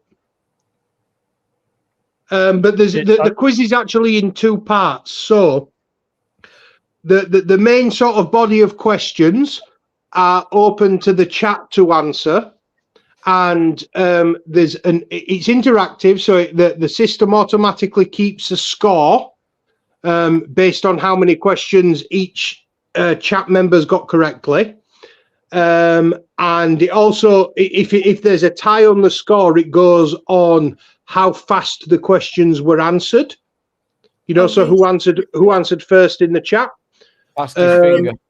And then so there'll be a winner in that quiz, and then there's also going to be a separate quiz where 4 people will be coming up on panel, not all together, so it'll be one person at a time. And they'll have 3 minutes to answer as many questions as possible. And we keep score, and at the end of that, whoever answers the most question also wins a prize as well. The prizes are Amazon gift cards, so they're delivered instantly to your email address. Can you give us an example of one of the general knowledge questions? I'm just sort of interested to know, because like there's quizzes and there's quizzes. Can I ask you how many states are in America? What are you laughing for? That may well be a question. To be honest with you, John, I tend to make it a variety of different questions, because if you make them all too hard, then some people feel excluded. But you want, but if you've got to include the idiots. You've got to put enough sufficiently difficult questions in there to actually make the quiz credible and it actually be a genuine test of knowledge. Can I ask, at the bottom left, I don't want to call you Dad or Daddy for short. Just call me John. Call him John. John, do you mind? Can you change your name? Because it's a bit awkward. Like every time I look at it, I want to call you Dad, and I'm like, Dad. I know you're not my dad. Do you know what I mean? It's like, do you mind? Is that weird? No, it's fine. Like, if for your like comfort, if you could please just not call yourself Dad, or even Dad at the end, that'll do. Just something at the beginning that I could call you. It was more like the it's like a little bit of an internal joke I get what you're doing. between my wife and I with kids. I understand what you're doing, yeah. but it's like imagine if my name was Mummy. Are you going to call me Mummy every time you want to? But no, yeah, it's a great point. Someone came on and he said he changed his name to Grandad Summit. Yeah, that didn't stick for the same reason. It's weird. Like, I'm going to change my name to Mummy and just feel how awkward your balls tense up every time you have to say. Because I've never been one of those people, like, you know, when like this kind of weird kink with like calling people. Call me daddy. Yeah. I've never got that. Let me try. Let me see if I can get you there. Well, let's not. I'm only messing. I'm only joking, John. But what I mean is, like, because I've got young kids, and like, so my wife and I, we call each other like mummy and daddy. Daddy said that, and occasionally we'll be like sat in bed in the morning having a morning coffee, or we'll be sat on the sofa at night. Like and I'll go, do you want to top up, mummy? If I'm like going to top up a wine glass, and the kids are nowhere in fucking sight, it's just become habit. And even when I catch myself in that, it feels weird. Keep that one to yourself. It's all right. I'll pretend I never heard it because I feel more comfortable if it didn't. No, okay? You're not wrong with that. There's no wrong with calling your missus mummy in the morning. No, that's not. That's obviously that's what I meant was. Would you like another coffee, mummy? Yes, daddy. Thanks very much. No, it's not. It's not done on purpose. That's like the start of a bad porno. But it is, right? Normally. Have you just admitted your sex life is like a bad porno? No. That's obviously not what I've been. So what I mean is, like, when the kids are about, I'll go and ask your mummy, or what did dad, or Lib will go, what did daddy say? So we get used to referring to one another as mummy and daddy, and it becomes so much of a habit that, like, sometimes you catch yourself doing it when the kids, like, they're in bed, and because it's become habit. And like when that, on the odd occasion when that does happen, I cringe because it's like it's a bit grim, it's a bit weird, you know. It is a bit grim. It is a bit grim, but yeah, I have a nickname. My fella, weird. He's got the same name as my brother, so I'm never going to call him my brother's name, and especially in bed or whatever. So I call him a nickname, and you know, from his surname, I just call him Mac, and that's it. And it's weird that when you hear other people, they go Uzara and blah blah blah, and I'm like, oh, it feels like kid days. You know, you go stand together, you two, and I'm like, oh. Yeah. You just attribute a lot to names, but yeah, I get what you're saying. It does make me cringe as well. But imagine in the throes of passion shouting, "Your brother's fucking..." No, I can't do it. No. Yeah, it's all right because my missus definitely doesn't look like a Gareth. That is a good one. Good time in there. Well done. Yeah, that's like. Imagine if you got like a brother and a sister, and you accidentally call your wife your brother's name. You've got a bro sis, like you didn't even know it. You've got brossies. I'm sorry to tell you. Well, this took a dark, twisted turn pretty fucking quick. No, you know what? It lightened up a bit. So it's nice to meet you, John, by the way. I have heard you. You're very astute, very articulate. It's nice to converse with you. Yeah, well, I think this is the first time we've spoken, isn't it? I think I've seen you in the chat a bit. You probably see me just. All to do is take the piss. But sometimes I can be. If I feel like it's a topic of import, then yeah, I'm on it. Do you know what I mean? And I'm fierce on it. What? And you know what? I'm definitely like relatively new to the community, but definitely a big fan of Jamie's channel. Like, you know, you can come into this channel and have conversations about most things. You can even come and have a nap here if you like. So. Been there, done that. But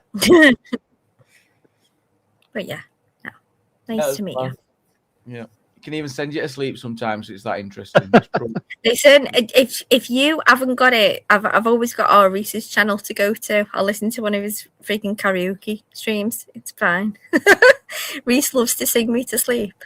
Well, just in case anybody didn't get that reference, I rang the doctor and said, I don't need your frigging metazapine. I've got Reese. You want to tell everyone to just subscribe? I do realise that might have sounded like I was calling Jamie's channel boring. I wasn't calling Jamie's channel boring. I literally fell asleep on a live stream the other night. It's not boring. You're not the first and you won't be the last. He's not calling you boring. He's just saying he fell asleep. I was. It had nothing to do with the subject. Is that the biggest oxymoron I've ever heard in my life? Oh no, it was obviously. I get where you're going, and now I've really dug myself a big fucking hole. Sorry, Jamie. No, it's not that one. It's a commitment to the length of time you're willing to stay here, mate. That you stay until you literally can't stand no more. You're like you're here. You know, and even when you're nodding, even when you're a nodding dog, you'll still stick it through, and that is. Looking out, Jamie. Jamie's bit of justification. I'll just justify why people fall asleep on my panel. It's not because I'm boring her out. It's because they're absolutely commended to my panel for life. We're going to stay here through winter, through thick, through summer. Well, I'm actually fairly convinced that when my wife complains that I snore, I think she's lying to me, because if I snored, Jamie would have booted me off the panel. But I was asleep for like, I don't know, what, an hour? Maybe more. Maybe more. And when I woke up, I wasn't. Tell you, we never noticed till you woke up. No, we never know till you woke up. Do you know what? I was convinced my ex-husband was lying that I snored, right? And then it was about 6 years after we were divorced, he sent me a video, and it was just me on my back, and it's him shaking his head, and me going. I was like, right, I'm staying single. I'm staying single forever, because I can't do that to anyone else in front of anyone else. It sounded like suffocating hippo. It was terrible. Oh, yeah, apparently I do the same when I'm on my back.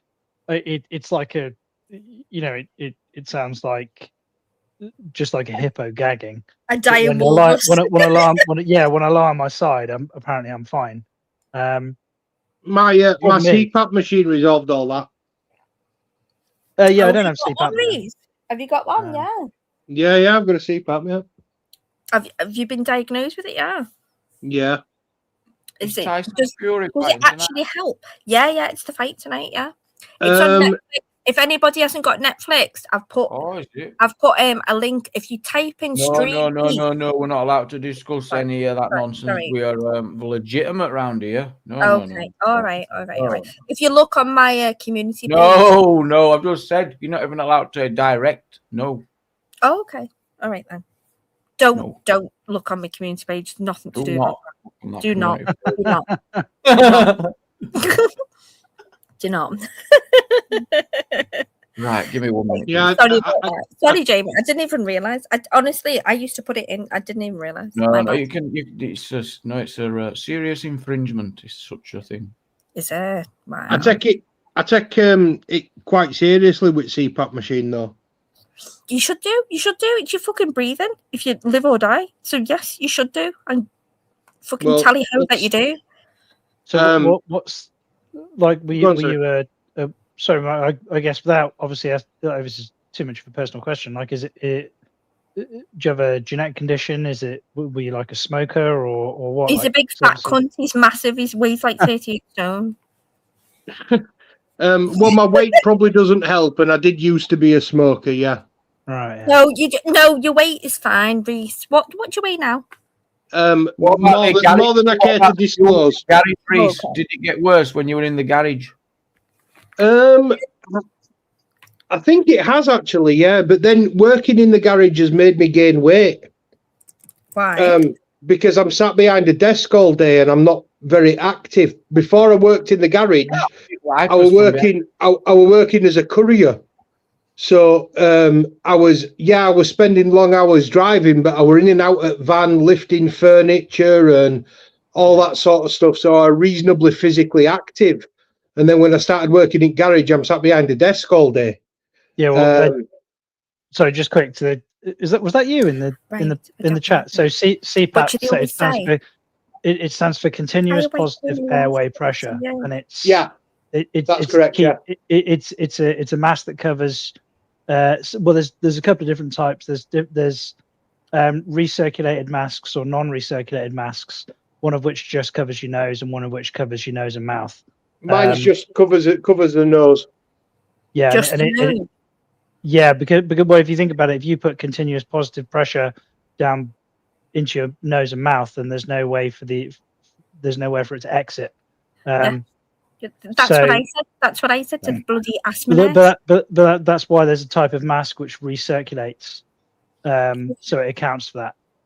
So like you'll find that the recirculatory masks are used in neonatal medicine, whereas like typically what you'll find with like adults with sleep apnea, then it will just be a standard nasal mask. My wife suffered from it really badly, and it manifested itself during the day as essentially narcolepsy. She'd just fall asleep on the drop of a hat, and even to the point that it was eventually what caused her to pass away. Was the sorry to that. Like I say, she just nod off, and she'd stop breathing while she was sleeping. So but the problem is as well, she found wearing a mask really, really uncomfortable. Yeah. She felt it was very, very claustrophobic, and she could never get used to it. So she didn't wear it, but obviously I've learned from that experience. I take it quite seriously, you know what I mean? Every night before I go to sleep, I make sure if I travel, I've always got it with me. Do you mind me asking? So hard question. So I'm really, first of all, I'm really, really fucking truly sorry for your loss. What an awful thing, shitty thing that is for anyone to go through. Awful, truly awful. But did you find out like exactly? You said it was sleep apnea, but it presented as something else. So all of the doctors told you it was something else, and then you found out. No. So what I said was she was diagnosed with sleep apnea and had a CPAP machine for her sleep apnea. Yeah. But because she wouldn't wear it, it was unmanaged. So she wasn't getting enough sleep at night. So she had narcolepsy. So she'd fall asleep during the day, sometimes even when she was on her feet. But hang on, there's narcolepsy. There's a difference between extreme exhaustion and narcolepsy. Right. Like I say, when I say manifest, layman's terms, that's what it looked like to me. She could literally just fall asleep anywhere at any time, but it was more than likely extreme exhaustion from not sleeping at night. Yeah. So road trips were one of the hardest as well, because it's very, very, very hard to drive and concentrate on driving when you've got somebody fast asleep snoring next to you. Why is that hard to drive? Because somebody's snoring next to you. So because the sound of snoring in itself is soporific. Oh, come on, don't be so dramatic. You shouldn't have passed your bloody test if you can't drive with somebody snoring next to you. Well, it depends how long you're driving for. Like, if somebody's snoring next to you for 4 hours to the point that it's giving you tinnitus, I could understand that would drive you up the wall. Yeah, but it wouldn't more than 4 hours, wouldn't you? I'll be turning music up if you're snoring next to me for 4 hours. Yeah, that's off driving. I once drove back from Yosemite in a 10-hour drive. I don't know why you'd even put yourself up for that. In one stretch. Well, we had to get back for work. We'd overrun on us. We'd gone away camping and overstayed, and it was a race against time to get back for work. And Serena, on those long trips, because of her tendency to fall asleep quite easily, didn't trust herself behind the wheel on long journeys. Yeah, so you'd have to drive. So I'd take on all the driving responsibilities. But when somebody's sat next to you for 10 hours straight sleeping, like I say, it gets a bit tough by the end of it. I mean, obviously, I was tired from the drive, but having somebody next to you snoring, it's like yawning. Do you know what I mean? It's sort of almost contagious. Yeah, so it's what they'd call a mirror neuron condition. So when a person yawns in front of you, and your immediate response is to feel like you want to yawn back.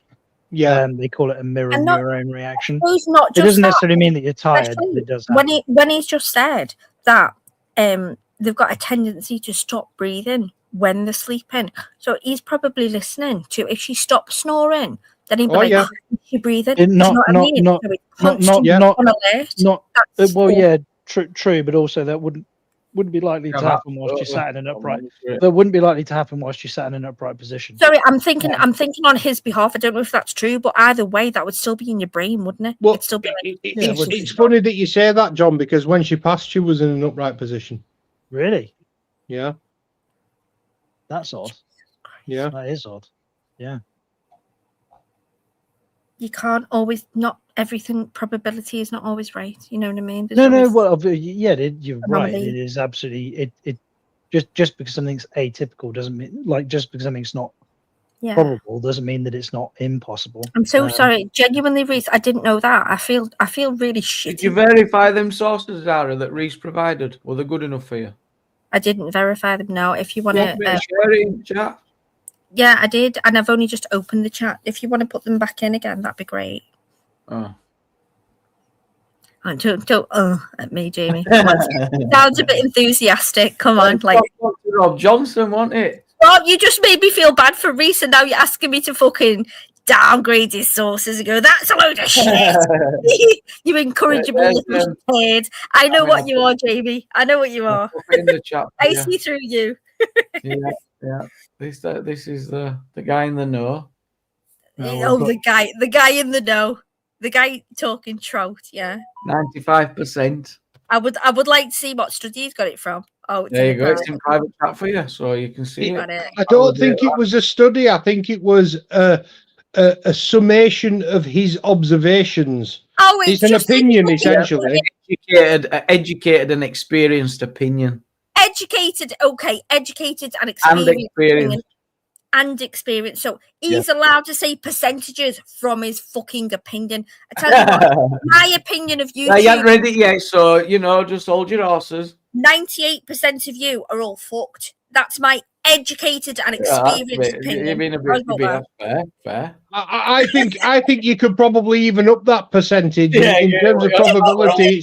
It's probably more like 99% of us are fucked. John might do all right because he seems like he probably got a bit of brass in the back. The rest of us are screwed. We'll take John's because he's got a posh accent. Here we go. Let's take John's opinion. So John, I missed that. I was checking a text message. What have I missed there? no, you missed. Reese is saying we're all fucked except you. He Well, holds you in higher record, and you're. So I said 98% of people on YouTube are fucked. And he said, "Oh, I'd respect John's opinion because John's got." In respect. No, it's not about respecting his opinion. It's about the fact that financially he's probably in a better off position than I am. So he would be more likely to be able to secure himself against the potential trials that are coming. Well, how would you know about his finances from his accent? well, I mean, I don't shy away from talking about them, but are you in a great place, John? Well, we're pretty secure place. You say you're stable and you're secure, yeah. Yeah, that's all you need. Well, that's all you need to say. But yeah, because it's in two parts. So my wife works for the NHS. Okay. She's a neonatal nurse. And we can run our household on. Nurse, yeah. It's called pediatric. Oh, were you in America? No, she's a neonatal nurse, not a pediatric nurse. A neonatal nurse is somebody. In the ICU, yeah. No. So neonatal medicine and pediatric medicine is different. So neonatal medicine is medicine that applies to babies that are born preterm, i.e., premature. Pediatric medicine applies to babies that are born post-term. So anything after 37 weeks wouldn't be neonatal medicine; it'd be pediatric medicine. Oh wow! Um, Okay, so so that's lovely. So my wife's specialty is to deal with premature babies. So she looks after babies anywhere from any baby that is born Usually 20, 22 weeks. Like that has any chance of viability. So Yeah. the youngest babies that my wife tends to look after that are even close to viable are in the 20 to 21 week range.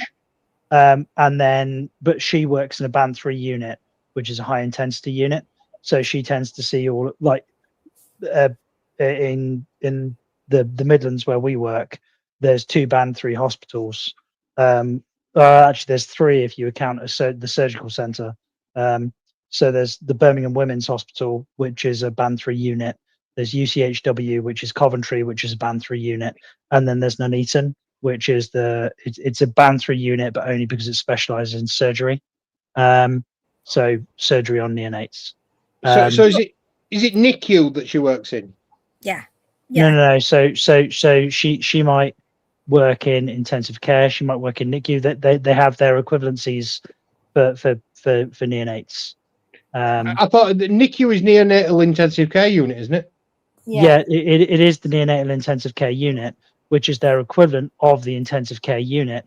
But you can also have non-NICU intensive care, which she would also work in as well. So babies, say like a pair of twins and they've got stomach problems and they've been sort of thing, she would be a specialist to come in and look after them. Did you check that link, Zara? Not yet. I have opened it, Jamie. Regardless, the point is my wife's a band 7 neonatal nurse.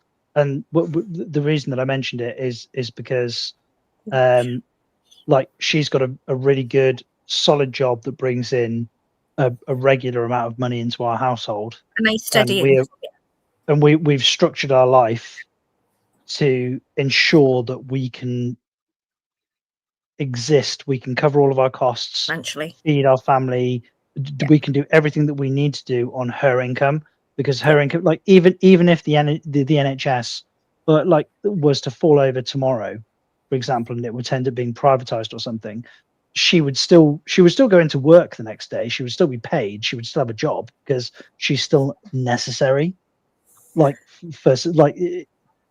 So we've structured our life around the notion that her income is the most stable. I get it. If you structure your life around the basis that you can survive around one income, then anything that's secondary is a bonus. I get that.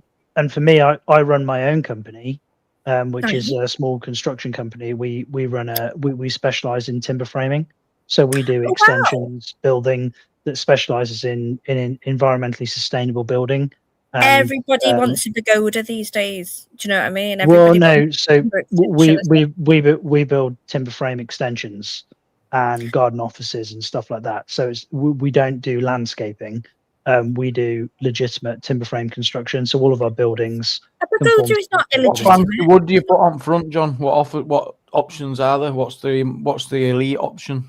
Oak. I guarantee oak. No, they have there's a different one. I know. It depends what you're talking about. So there's no point using oak for a timber frame extension.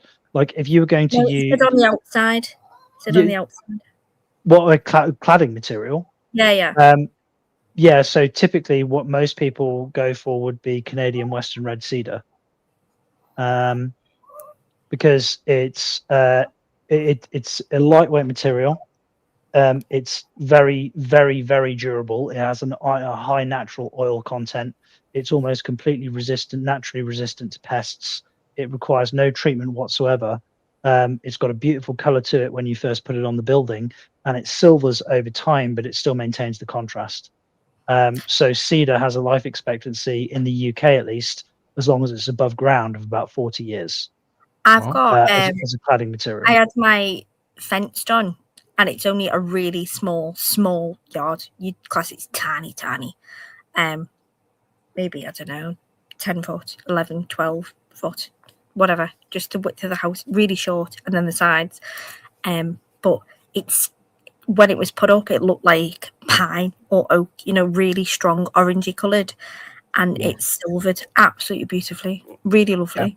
Now it looks like a completely different fence. Lovely, and I've not touched it, nothing. Yeah, and then there are some timbers like Douglas fir goes grey, but it goes like a really flat grey colour. But there are some timbers that like the Canadian Western Red Cedar, or some of the spruces, and larch is a really nice one as well. And it really maintains its like interesting grain. Even as it silvers, it doesn't go just like this flat grey. It still maintains like this contrast. All these trees in between the nature different before you layers, cut them down. No, you just can't be asked with none of that nature. Well, you're worried about the others, the grow back, won't they? You can always plant some more. Are you there? Well, that's why it's a great material, because it does just grow back. I'm asking you, have you been out and seen them and stuff, and seen the regrowing? To Canada. Yeah. Well, where have you? Like manage like, yeah, we've got a lot of managed timber that's grown around where I live in the Midlands. It's quite common. The problem with, are you telling me you grow cedars in the Midlands? Are you having a fucking No, we don't grow cedars in the Midlands. There is a lot of managed timber that's grown in the Midlands. There's a lot of managed woodland in the Midlands. What are you? What just that? What just? There's a lot of managed timber grown in the Midlands. What fucking trees are you cutting down next to lets? I'm not getting this. So next to what? What? Well, most you don't know that most of the woodland. He's a phenomenon from the Midlands. It's like a. Well, no, most of the so like Wappenbury Woods near me, a big chunk of it is ancient woodland, but the vast majority of the woodland that exists around it is managed woodland. So it's grown for timber. It's all managed. That's why the trees are all grown in straight lines. Lumberjacklets.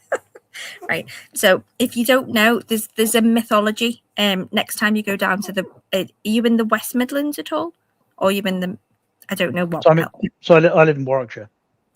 I'm not sure where that is. Honestly, the English map means absolutely fuck all to me. Just south of Coventry.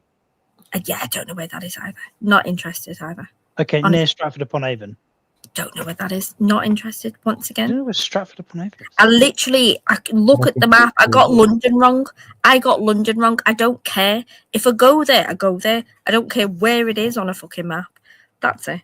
That's how I think of things. Apart from other countries, I make it my beeswax to know where.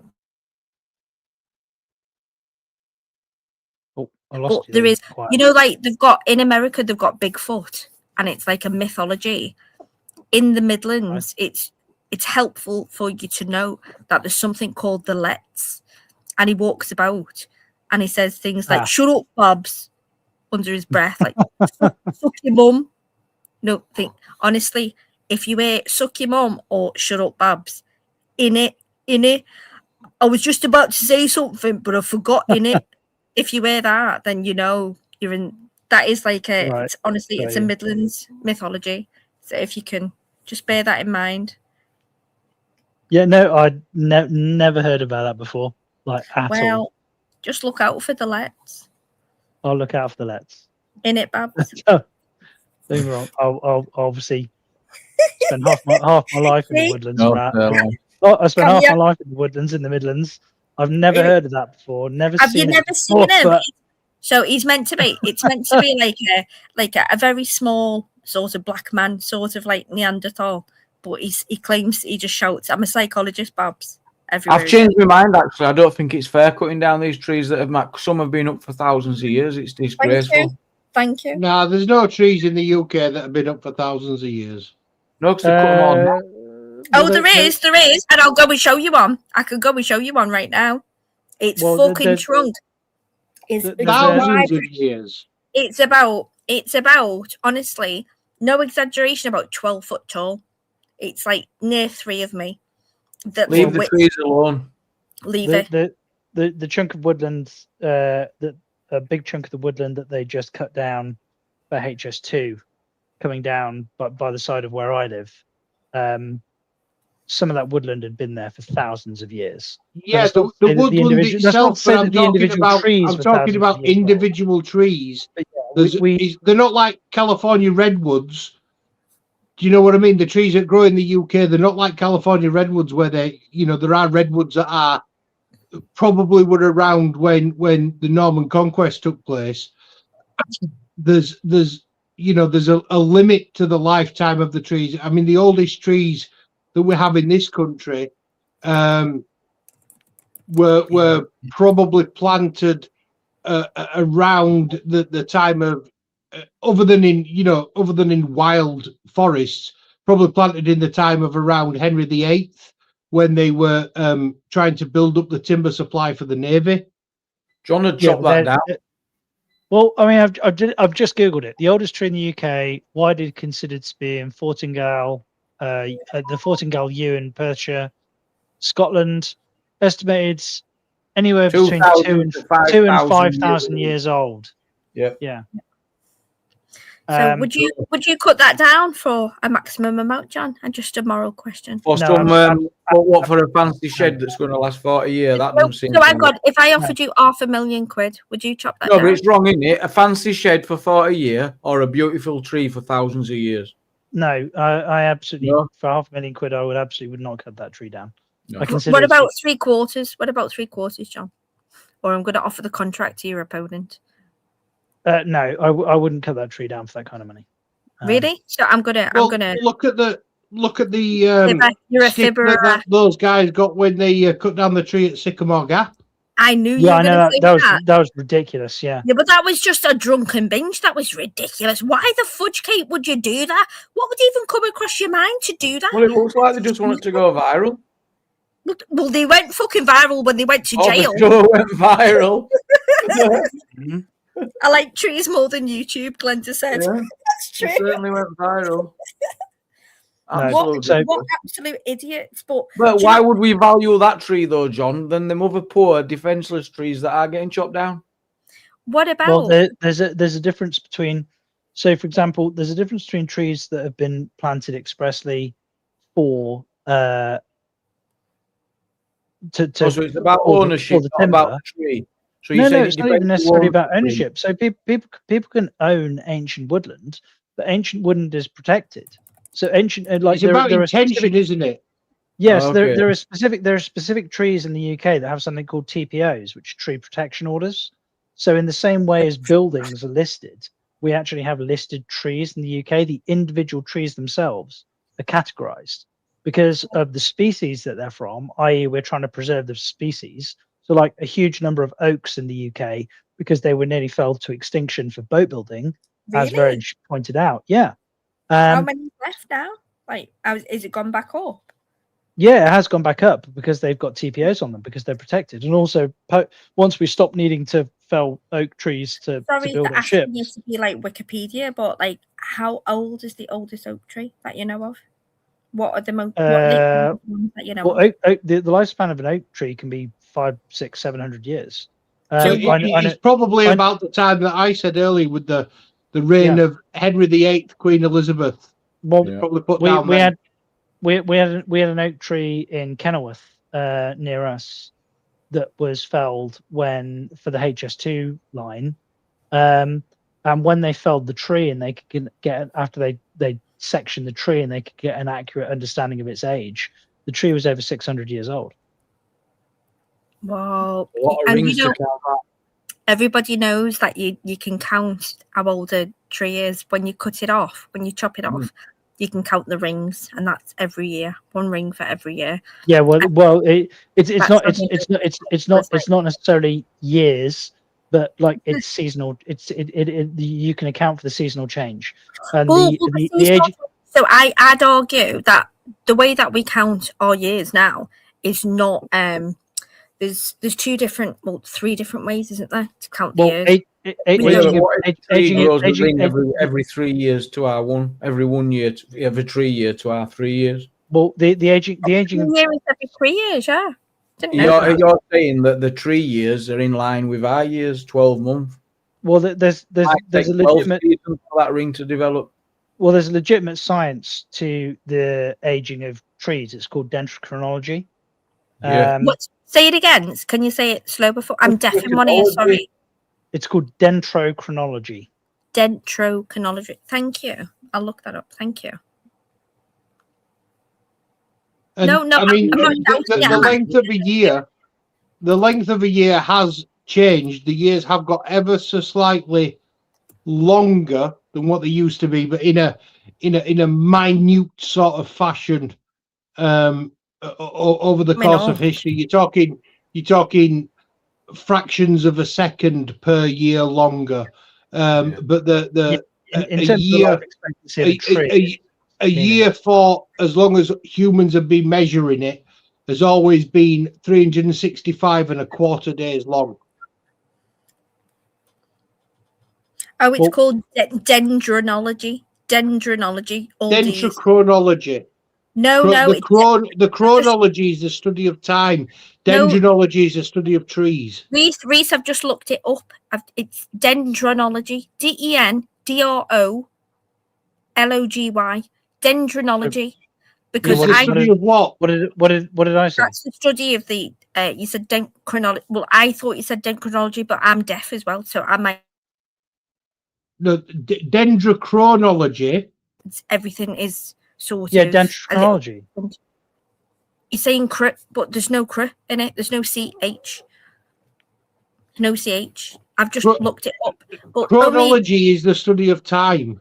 I know what it is. Don't patronise me, Reese. Please don't. I'm just saying I've Googled it and it comes up with an alternative, and I put in blah blah blah, the study of trees, and it came up with this, that, and the other, and they were all. I've heard it referred to as dendrochronology before. So go and have a look at Google. Argue with Google, not me, because I can't be arsed, Reese. Honestly, I don't want to. I don't understand why you had felt the need to Google it in the first place. Because I want to know. I like to learn what things are, and I have to read what it is. The way that I learn and the way that I intake is by reading it. Yeah. That's how it goes into my head. So I'm a different type of learner, not from listening. So I can hear a lecture, but I've got to read it. That's how it goes into my brain. Well, that's why. Well, I've just Googled it. Hi, Reese. It's no patronising. Yeah, so leave it out, Zara. So I've just Googled it. What else? The fact that I've just Googled it. The study of tree age is dendrochronology. Primarily involves analysing annual growth rings to determine a tree's age. Thank you. Can you put that link in the back chat for me? Because if my Google saying something, and I've seen this before, my Google would say something completely different, to my daughters, and I'm like, what? Shouldn't Google always come up with the same answer? Well, so if you can, yeah, well, here I'll put here. All I Googled was study of tree age ? But here's the link. In the study of tree age, do you know what I mean? I did try and do my due diligence. It's not like I'm trying to. The link's too long. It won't let me post it. Wait, yeah. I'll get in the private chat. Yeah, no, I've just realised that. There we go. Yeah. Thank you, but thank you, honestly. It's a long. It is a long post, isn't it? Oh my god. Thank you. Tree ring analysis. Thank you. And I did put it in. Thank you. I'm gonna save that page. I'm gonna send that to my son actually. He's gonna thank me for that one. 10 o'clock at night. Mum, what are you sending me? The reason I even know it exists as a principle is because I had an argument with it was a religious individual who was claiming that the Earth was 6,000 to 10,000 years old, and I said to them that we can demonstrate that is not the case by using fossilized tree ring samples. What was his name? Jamie, you little shit stirrer, put your spoon away for the night. What's his name? It was some lunatic that thought that Ken Ham was like the epitome of science. Leave trees alone.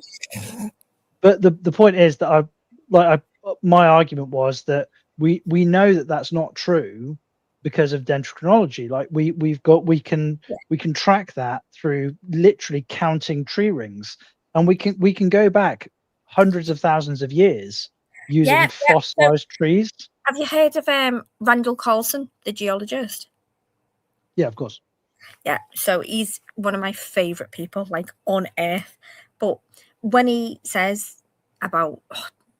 talks about everything, and he said about everybody's worried about the weather heating up. It's like, no, that's part of nature. That's just what happens.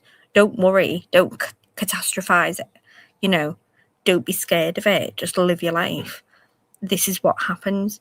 And obviously, diluting the carbon outcome is not going to do any good at all, apart from kill the equilibrium that we've not even got at the moment with the Earth. So my I don't know. My position on climate change is: have we had an impact on it?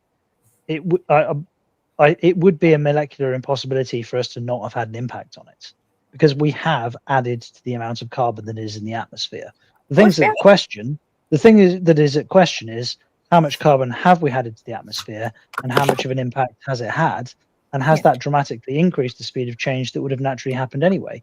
Because we have absolute, almost 100% knowledge of the much higher carbon dioxide content in the atmosphere and higher temperatures that existed like pre the existence of our species, let alone pre the existence of industrialization.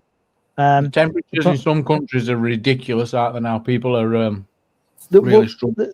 They are, but that would most probably have been happening anyway, regardless.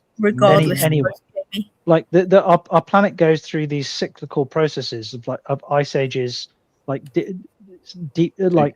states of cooling and heating, and carbon dioxide increases and decreases. The reason that we've got fossilized examples of insects, same periodic thing every 2,000 years now, ammonites that are 2.5 feet across, is because we had much more oxygen in the atmosphere.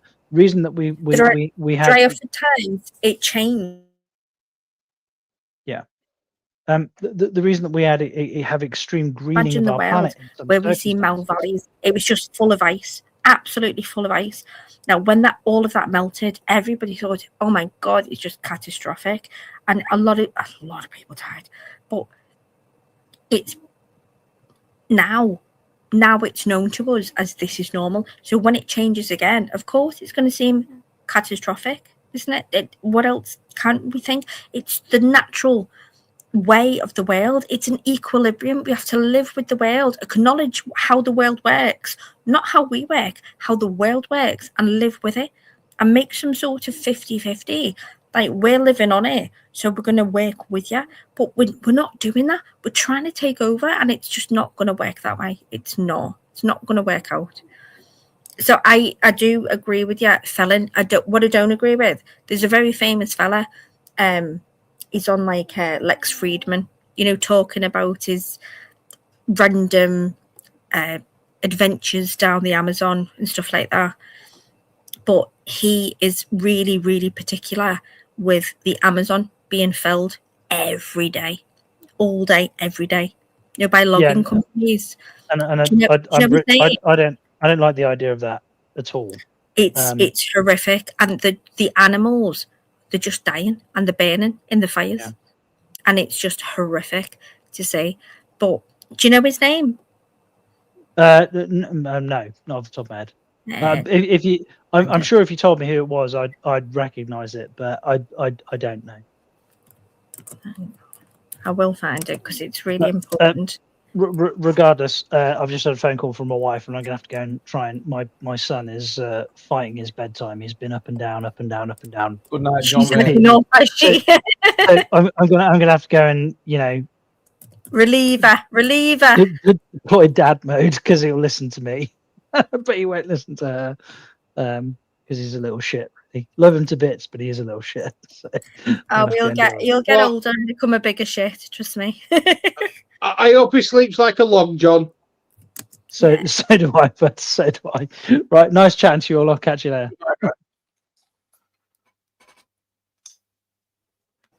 Zara scared him off. No, emergencies. That's the best. Oh, that's his name. Rose. I don't care. What's his name? Rosalie Deep. Paul Rosalie Deep. If you haven't heard it, Jamie, you've got to listen to it. He's literally, so he went up to the Amazon, and we all see the Amazon River, on a map. Mm-hmm. You'll like this as well, Reese. You'll really like this. So at the top, there's loads of, little tributaries They're the little Yeah. tiny things that run off it, and they've got no names, you know, for the villagers. But there's loads of like, what do we say? Tribal. I'm trying to sound Indigenous. yes, indigenous and tribal, really, really tribal, and they will just kill you. Uncontacted. Yes, uncontact. So he ended up. So he goes up there. They drop him off on this boat, and something happened, and they said, "Oh, we can't go any higher or something, or we can't go. We've gone too high." And basically, they fucked off on the boat, you know, really quick. So he didn't have half of his stuff. So he ends up walking through this rainforest, and he shit himself. But just go and listen to his story. I don't like Lex Friedman. I also don't like a lot of people, you know, as interviewers, because they're so cold and whatever. But go and listen to it. Honestly, it's only 2-3 hours, and honestly, it's just unbelievable, unfucking believable. The fact that he's even alive today. It was a tribe of cannibals that would have ate him, because obviously they've never seen a white person, you know, up there. And Ooh, he's I there. wonder what he tastes like. Exactly, Reese. Honestly, I'll be honest, you're the only white man that I'd never eat, Reese. I would never eat you. Not no, one part of you. Not even your thumb. You'd be stuffed.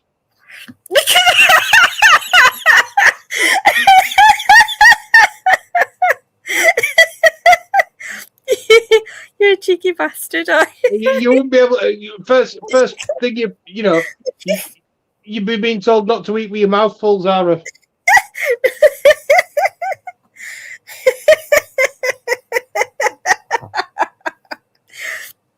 It's nice we haven't rowed anyway. Right, I'm back. That were I've made a mistake. Beautiful. We've just, Jamie, it's all right, you've not missed anything apart from that. I'm not allowed Yeah. I'm never gonna I don't think I've ever been actually shocked where I couldn't answer, you know. It's been a few years that Right, we'll throw it up out, see if anyone has got a topic for tonight, see if anyone's out there. apart from what Reese tastes like, for fuck's sake. I took the words out of your mouth by putting myself in it. I don't want to continue this line of conversation ever again. Ever. I feel sick. Well, it's your old Zara. You dug it. It was a whole thing. Zara, does it matter what they judge at for breakfast? Yes. Yeah. Yeah. Why? Because the judge's state of mind going into court can affect the verdict that he delivers. And it can affect the sentencing that he delivers. Possibly.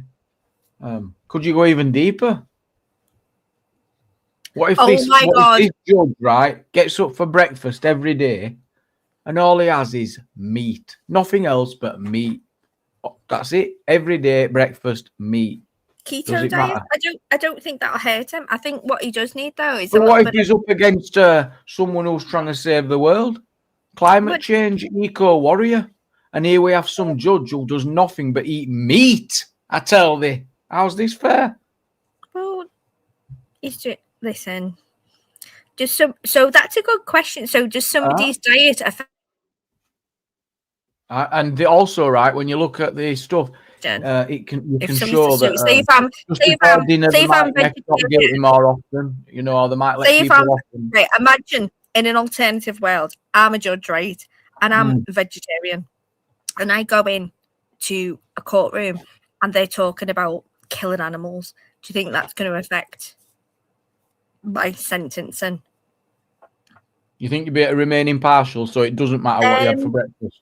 I don't know. Would I? And the truth is, I don't think human beings are not meant to be impartial. We're all swayed by our indoctrination. I think we all realise that when we come to a collapse over previous childhood trauma, things we haven't dealt with, I think when we all sit back, we're all down to what percentage of us are us and what is indoctrination. So when you deal with, unless you've dealt with that, and it's a fucking hard journey. No, not many of us can really, really get through it. Truly. We can partially go through it and have a little lift and like dull our ego. But a real ego death, and a real fucking transformation to who you really are. And it's a discovery. You've got to build yourself back up, slowly. Who are you? How the fuck can you work as a judge in that time? I don't think you can. So no, I don't think anybody should be judges on other people. I think it should be standard.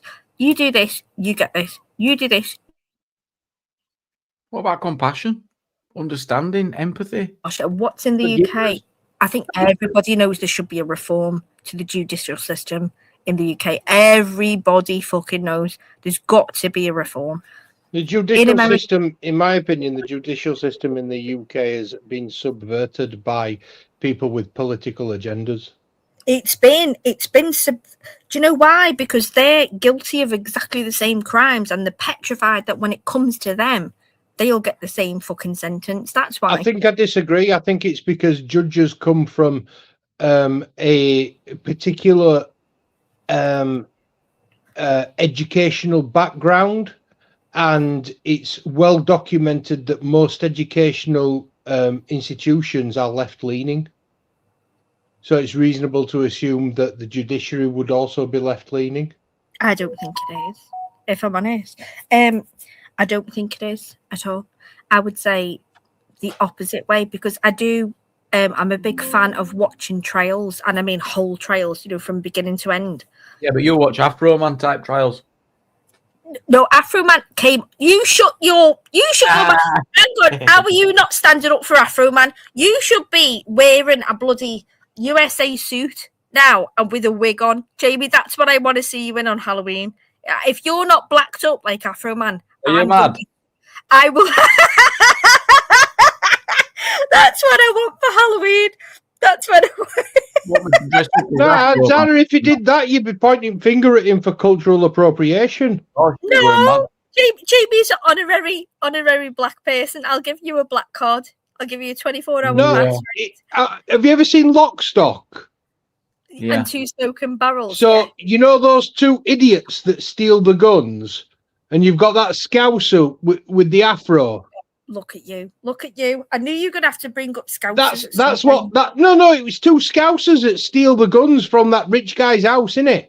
Help it! You couldn't help and one of them's got an afro, and he gets a shotgun blast to the afro and nearly blows his head off, but it takes his afro instead. That'd be Jamie if you put on an Afro Man wig. That's what he'd look like.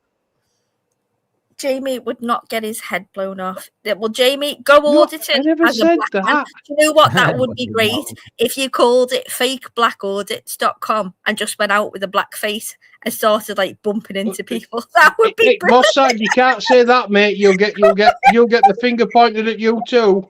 Yep. Oh my God! Have you just said monkey? Can you time Mossad out, please? Please time Mossad. It's just a quote from the film, Zara. I know.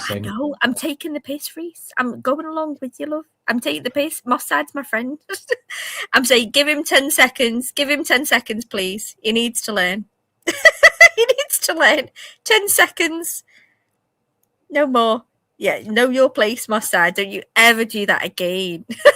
I'm taking the piss, Reese. I'm laughing along with you. Sometimes you don't get me because I am laughing along with you, but you don't. Yeah, that'll be my autism.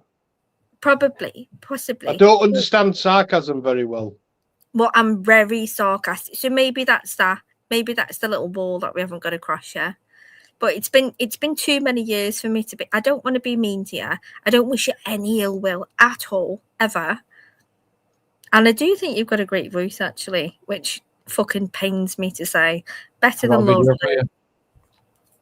But apart from that, not better than mine, though. You ready? Do you like this one? This video is for my geography teacher, who said that they will never go anywhere in life. Hey, look at now. Eiffel Tower, Italy. This video is for my geography teacher, who said that they will never go anywhere in life. Hey, look at now. Eiffel Tower, Italy. You learned the punchline first time. You missed it. Oh, Reese, thank you for sending in your holiday videos. That was lovely. My mate actually wants me to go to Egypt with him in October. Oh my God. Do you know when you see the pyramids right behind it, there's a So McDonald's? there's been an update as well in the fire in the America. Remember that big fire we saw last night? No, So it wasn't on some that of these last night. details coming through. The loan that was inside of the warehouse was worth $500 million. The building itself was worth $150 million. In addition to count one, we filed an additional 6 more counts as it related to each separate fire that was started by the suspect in this particular case. This morning, we're announcing that we are also filing federal charges against Mr. Abdul Karim with arson, which carries a 5-year mandatory minimum federal prison sentence and is punishable by up to 20 years in prison. According to the federal complaint that we have filed, the defendant on early Tuesday morning filmed himself setting fire to multiple pallets of paper goods inside the Kimberly-Clark warehouse here in Ontario. This company's products include Kleenex and Huggies and are used nationwide, being sold and shipped throughout through interstate commerce, which provides us federal jurisdiction over this case. The defendant repeatedly boasted of his crimes. He posted Instagram videos showing himself lighting the merchandise on fire in the warehouse. He said, quote, "You know, if you're not going to pay us enough to effing live or afford to live, at least pay us enough to not do this." So not only is he now facing state charges, the state will be proceeding first. He's in state custody. He'll be arraigned on his state charges. He now has a federal charge. He has a federal arrest warrant. So when he's done with the state, he'll come to us. And we look forward to ensuring that Mr. Abdul Karim is behind bars for a very long time. The paper product alone that was inside On the plus side for him, plus side for him, he never has to work another day in his life. Well, you do in America. Some of them make you work for $2 a day, don't they? Or $2 a week. What? Oh, no, they can't force you to come out with yourself. It's 3 hot on a cot, innit? Bare minimum, 3 hot on a cot. There's some states that have programs where they have them literally making goods. They have programs where they do millions of pounds in states that still have the sentence chat, and when they sentence chat, they'd say 15 years of hard labour. Now, hard labour meant you go and hack the ground. You know, where you could just till it over. You know, with a machine. The rocks. Yeah, you get a rotavator or something, you know, and go and till the soil over for you. Now, like, they do it by hand, like proper in the old-fashioned days in black and white suits. You can still do that now in certain states, so they can still sentence you. Now, they're not allowed to say to hard labour, but when you go there, you are working 13 hours a day. 13 hours a day out there. And you can't slack off. You can't just drop down. And well, if you can't do the time, you shouldn't do, what is it, the crime? Well, what about the people who were wrongly sentenced? What, the victims? Exactly. Got to think of the victim. Wrongly sentenced, not on our Nelly. We got to... Not on Ellie. Not on Ellie. Are you joking? Do you know how many people are wrongly sentenced in this country? Well, they can't be, because it's the rule of law. It's got to be fair. Oh, my God. 1,800 people have been proven to be wrongly sentenced, and the English law will not let them out. 1,800 people are in jail. This is in England, in this tiny little island. So imagine how many over there. There's been 55,987 released for DNA over in America. Right. Connection keeps cutting out, doesn't it?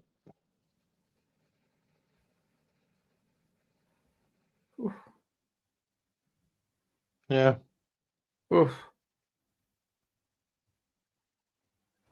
Yeah, it's gone quiet now, hasn't it? Yeah. Mm.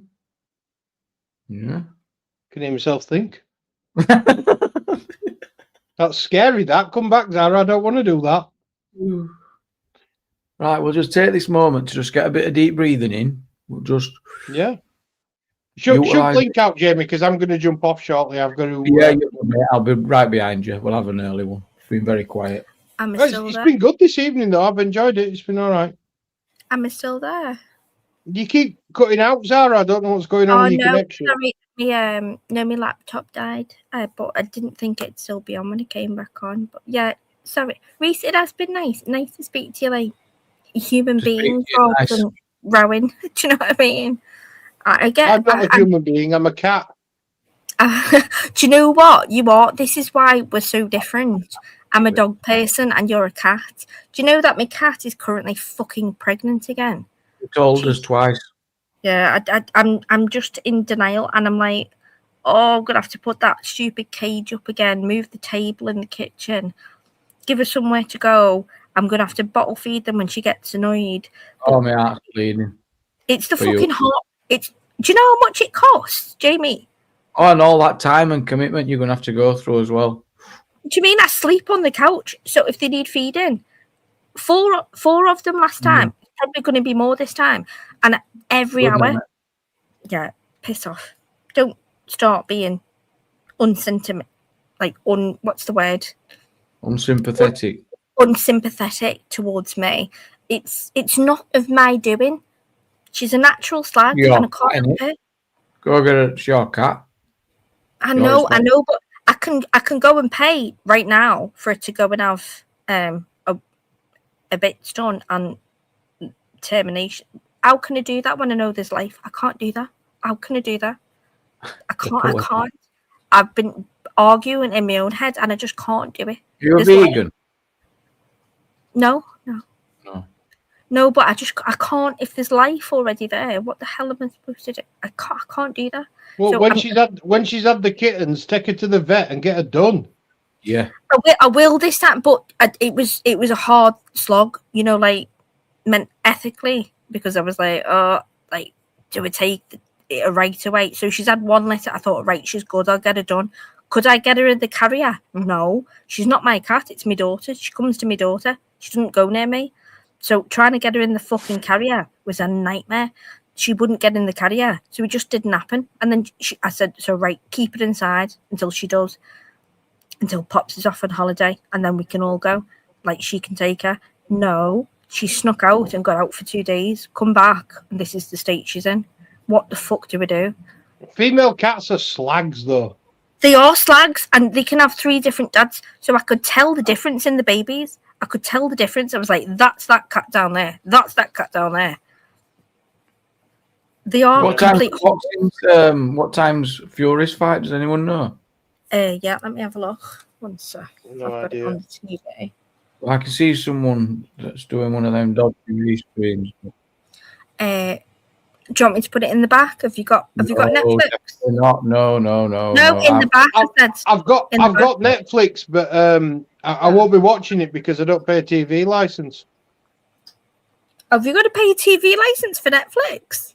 No, you've got to pay a TV license if you watch any live television on any format. So if you watch the fight live, technically speaking, you should have a TV license in order to watch it. Good luck, them. I've got one of those stupid signs in my porch window that says, I remove your implied right of access. Like, get down my path, basically, illegally. Yeah, but the thing is, with something like Netflix, because it's a digital platform, there will be digital evidence that you've watched it, so they don't necessarily have to come and peek through your but they don't know in which bedroom or which user watched it. Yeah, they're not allowed to track down your IP address. That's a They don't know, I mean, they might be able to know that someone within a property may have watched it. For all they know, your neighbour's gone into your Wi-Fi. They're on it. I've got multiple people as well. I mean, I won't risk the risk because I wouldn't want to risk it. I mean, it's a bit of a breach. No, it starts at 7 o'clock. So the main cards will probably be about 10 o'clock. 10 about o'clock 10, 11. Well, 10, 11. It's 10, 10 now. Well, Yeah. probably 11 o'clock. I haven't clicked on it. You mean you don't know? No, I'm gone. I'll watch live. Let's see if it's on. Matt Walker says they can't request that info from Netflix. You're absolutely right. However, there are a number of it's on now, Jamie. there are a number of third-party organisations that TV licensing works with that sell them that information. They can sell them.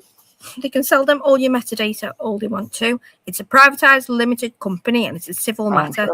So never ever give them. If they start sending bailiffs at your door and shit like that, it doesn't make no difference. They can say what they want. They've to prove who's done it, and you could like I say, I just don't take the risk. I don't have a TV license, so I don't watch live TV. Yeah. These live streams are the closest that I get to live TV. However, It does actually stipulate that creator content on YouTube is not covered by the TV license, whereas if you were to watch, say, Sky News on YouTube, that would be covered because that's been simultaneously broadcast on a TV station. Yes. So to watch this, you don't need a license, you see. No. We're good. Yeah. License But free. I will never give them motherfuckers another penny as long as I have a hole in my ass. Wow, that's strong. So even like, what if they like stepped up EastEnders and did like brought the omnibus or something back? Not a chance. Not a chance. That's a nice promise, Reese. Don't threaten Not me a with chance. a Whilst ever I still have my mental faculties to make that decision for myself, I will never give them another penny. If they change the law to include the behaviors that I currently enjoy, such as watching Netflix or Amazon Prime, streaming content, if they change the law to include that, I will cancel every single subscription I own. I will never give them another penny of my money. I would rather sit in a room and watch and read a fucking book. Oh, do you know what? Sure, I joined that. The Candace Owens book club. Yeah. I got that. The book that she's been banging on about for ages, and Joe Rogan was as well. That Chaos. No. It's meant to be the truth behind the Manson murders. I didn't know what it was, when I got it. But apparently he was in like MK Ultra. He was born, his mum was in prison. So he was like a prison baby. Never knew his parents. He was put into a program because he was already pre-traumatized. He was perfect fodder. Took them 25 years, to get it published and to write. It's so good. But honestly, it sends me to sleep. I can only read 2 pages and I just fall asleep. So it's going to take me about 7 years to read. But yeah, it's a great talk. Do you talk a lot all the time? Are you literally a talker or is it because do you feel like you just got to talk when you're on panel? Not saying it's bad, but you do talk. No, in life, no. I'm one of the. I'm a bit weird. I'm just trying to say, and maybe I'm analysing. No, honestly, you're a different guest to most. I'm trying to work out why. I think it's on a panel. I feel in awkward. I don't like awkwardness, but in real life, I'm quite. I'm one of those where you can talk to me. People can talk to me and ask me questions and be dead sociable, and I'll just nod and go. I don't say too much, and I don't know why. Just sometimes I just can't be bothered, and I just think not getting involved. But I don't believe I'm so different on here, than I am in real life. So when people say, "Oh, she doesn't shut up" and all this, like my son's a little bit. He's heard me on here. He's come in before, and he's heard me and gone into the kitchen. I think clearly he can hear me, and he's gone, "Mum, that's not like you. Like you're proper little chatterbox, aren't you?" And he's, "Why can't you be more like him?" We're gonna all shut the. Yes, Reece, play that clip, Jamie. Play that clip. The one I've just dropped in private chat. Oh, look at that link from Dad Knows Best. What the heck's that? That's about dendrochronology. I won't be clicking that then. What's dendrochronology? Stop it, Zara. What are you wanting you what, Reese? Leave it alone. Leave it alone. Right, let's have it. Oh, yes. Game of Thrones, yes. Bring me one of those chickens. You got money to pay for it? You paid for it? No. But we're the king's men. So, you got money? Not a penny. I'll still take that chicken. Tell you what. We'll trade you. One of our little chickens for one of yours. Here's a go at your friend. No. No. Lowell there likes them a bit broken in.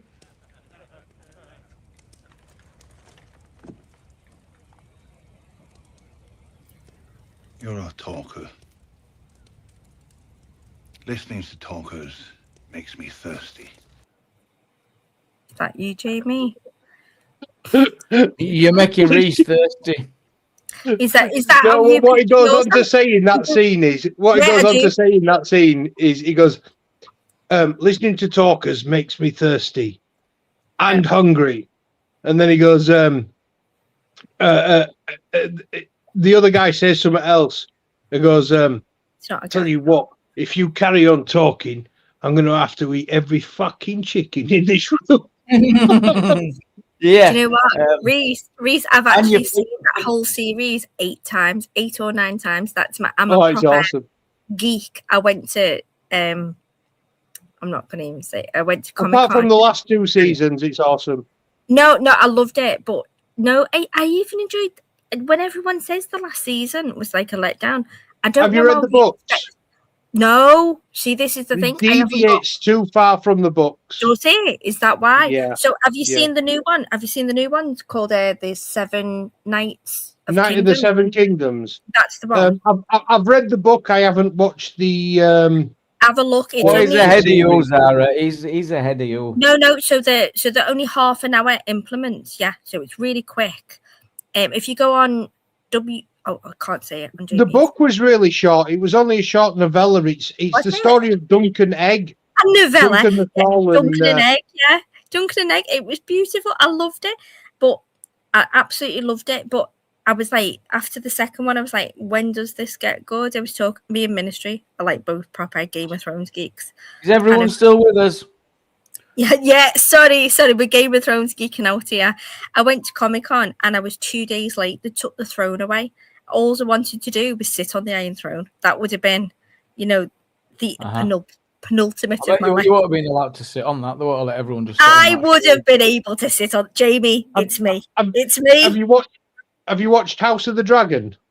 Yeah. I've seen it twice. Yeah. I'm not. I haven't been able to get into it. I've watched maybe the first 2 or 3 episodes. I didn't like the casting. Of the young girl. No, it didn't jive with me either, to be honest with you. And again, but honestly, books, as she gets older, it gets better. So just watch. The books are better. So what? Again, the books are better. Can you do me a favor? If I put my email, will you send me the list of the books like in order? So I'll order them all. So then at least, because honestly, I've been largely off here for quite a while now, but I am looking to order some new books. Right. Get them on audiobook, Zara. No, I want to actually. I like them in physicality. I like physically reading a book. I really enjoy that. Like I say, I've got them physically, but I revisit them on audiobook, especially when I'm driving. It's great. Just shove an audiobook on, and it's better than listening to radio. To be fair. No, I like the radio. It reminds. But anyway, I've got my own. Can't stand the adverts. No, I've got a constrict. But so when I'm working, it's mostly at home.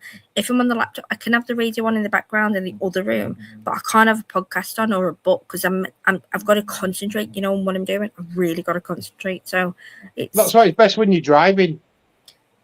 Well, no, if I'm driving, usually the kids are fucking jibber jabbering on. That's it. That's all that happens. Like, and today. Oh, I've got to come over your neck at Woods anyway. Have you? Oh, you're very welcome to pop in, Reese. It probably be something that you'd never expect, but we'd actually get on. I'm going to Bootle. I'm not Bootle. I'm St. Helens. Oh, it's not far from St. Helens, though, is it? Bootle. No. Same neck at Woods. It's 15 minutes. Bootle's just by. I used to live by Kirby. Yeah, it's 15 minutes down the East Lancs. Just a turn off. Prescott turn off. Little slip road. Guys, I am going to find a movie to watch this evening, so I am going to say thank you very much and goodbye. Oh, we're boring you, Jamie. Sorry, mate. Sorry, Jamie. Sorry. Yeah. Oh, good night, and thank you for having me. I do appreciate it. And yeah, see you later, mate. Thanks for having us on. Mad anyway. Woman you think I am. But Reese, if you don't mind, let me put this in the private chat. Do you know how to use the private chat now? Yeah. Yeah, hang on. Are you getting on well? Just put a link in there. No, it's for the books. I genuinely want the books, but I want them in order, and I know we'll do that. Oh no, that's my proper email. Hang on. Do you want chronological order or the order they were released? No chronological, like proper. How should read them? Basically, how should I read them? So if you've read them all, tell me what order should I read them in? Well, Yeah.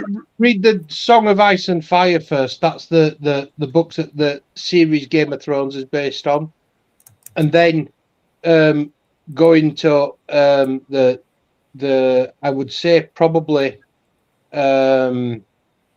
the Dance of Dragons, and then you know, that's what the House of the Dragons based on. It's based on the book, the Dance of the Dragons. Yeah. And then there's another one that's a complete history of the Westeros and the world. Do you know what I really want for my porch? Because my porch sort of looks better. It's like 3 walls are plastered. It's not like the average porch, but I want the map of Westeros and all of it, on the wall. Where are you gonna go? Not a real place, you know. Shut up, Jamie. What? Stop. You love to piss on me chips, don't you? You're such a dickhead. You go to Westeros every time you pick up a Game of Thrones book, Jamie. Thank you. I'm going to watch the whole thing again. I'm going to think of you. Every time somebody gets their head chopped off, I'm going to think that's Jamie. I'm Jeffrey. Oh, Jethros, the fucking nasty one. Joffrey, the little cunt. Yeah, I was glad when he got poisoned. Were you happy? Tell me you were happy, Reese. I was happy. I've got to admit, I was pretty excited when he died. I was excited. Yeah. I was. I laughed my tits off when when Theon Greyjoy and Ramsay Bolton's holding the sausage in front of him. Oh my god! Like, yeah. Pork sausage. That's a gif. If you go to send a message, put in sausage and that comes up. That's a meme. Theon was brilliant. He was brilliant, wasn't he? Bless him. I think that the one of the things the producers of the show didn't get right was nastiest people. And do you know what? He actually sounded like you, Jamie. Oh my god, he's Ramsay Bolton. That's him. Yeah, no, he's not. Jamie's not nasty enough to be Ramsay Bolton. Jamie would be more of a Jon Snow character. He is. No, he's not a Jon Snow. He's a Ramsay Bolton. You are Ramsay.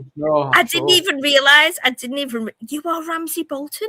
You know my character is what? Either Samwell Tarly. Oh, was it on Wall? Oh, you're not Sam. Oh, you're not Samwell. Yeah, no.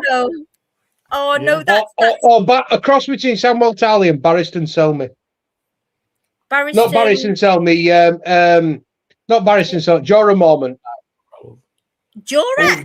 What character? You're not Jorah. You're not like Jorah. You are. You're not me. Yeah. Who the fuck do you think? Fucking Cersei. I'm Cersei. We both said it at the same time. I'm a cunt, and I'm the best cunt. Well, hang on. You do sleep with someone who's got the same name as your brother, Zara. Yeah. Oh, that is such a weird. Oh no, you're right as well. Touche, motherfucker. Fuck off. Thank you, Flora. I love, appreciate it. No, it's a first name. Thank you. Yeah.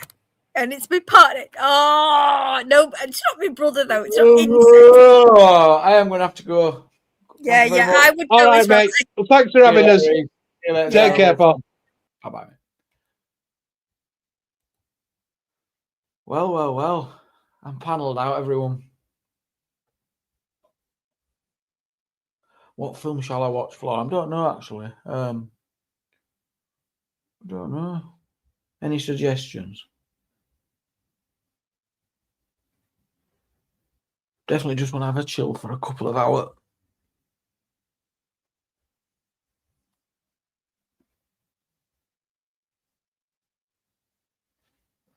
You're very welcome.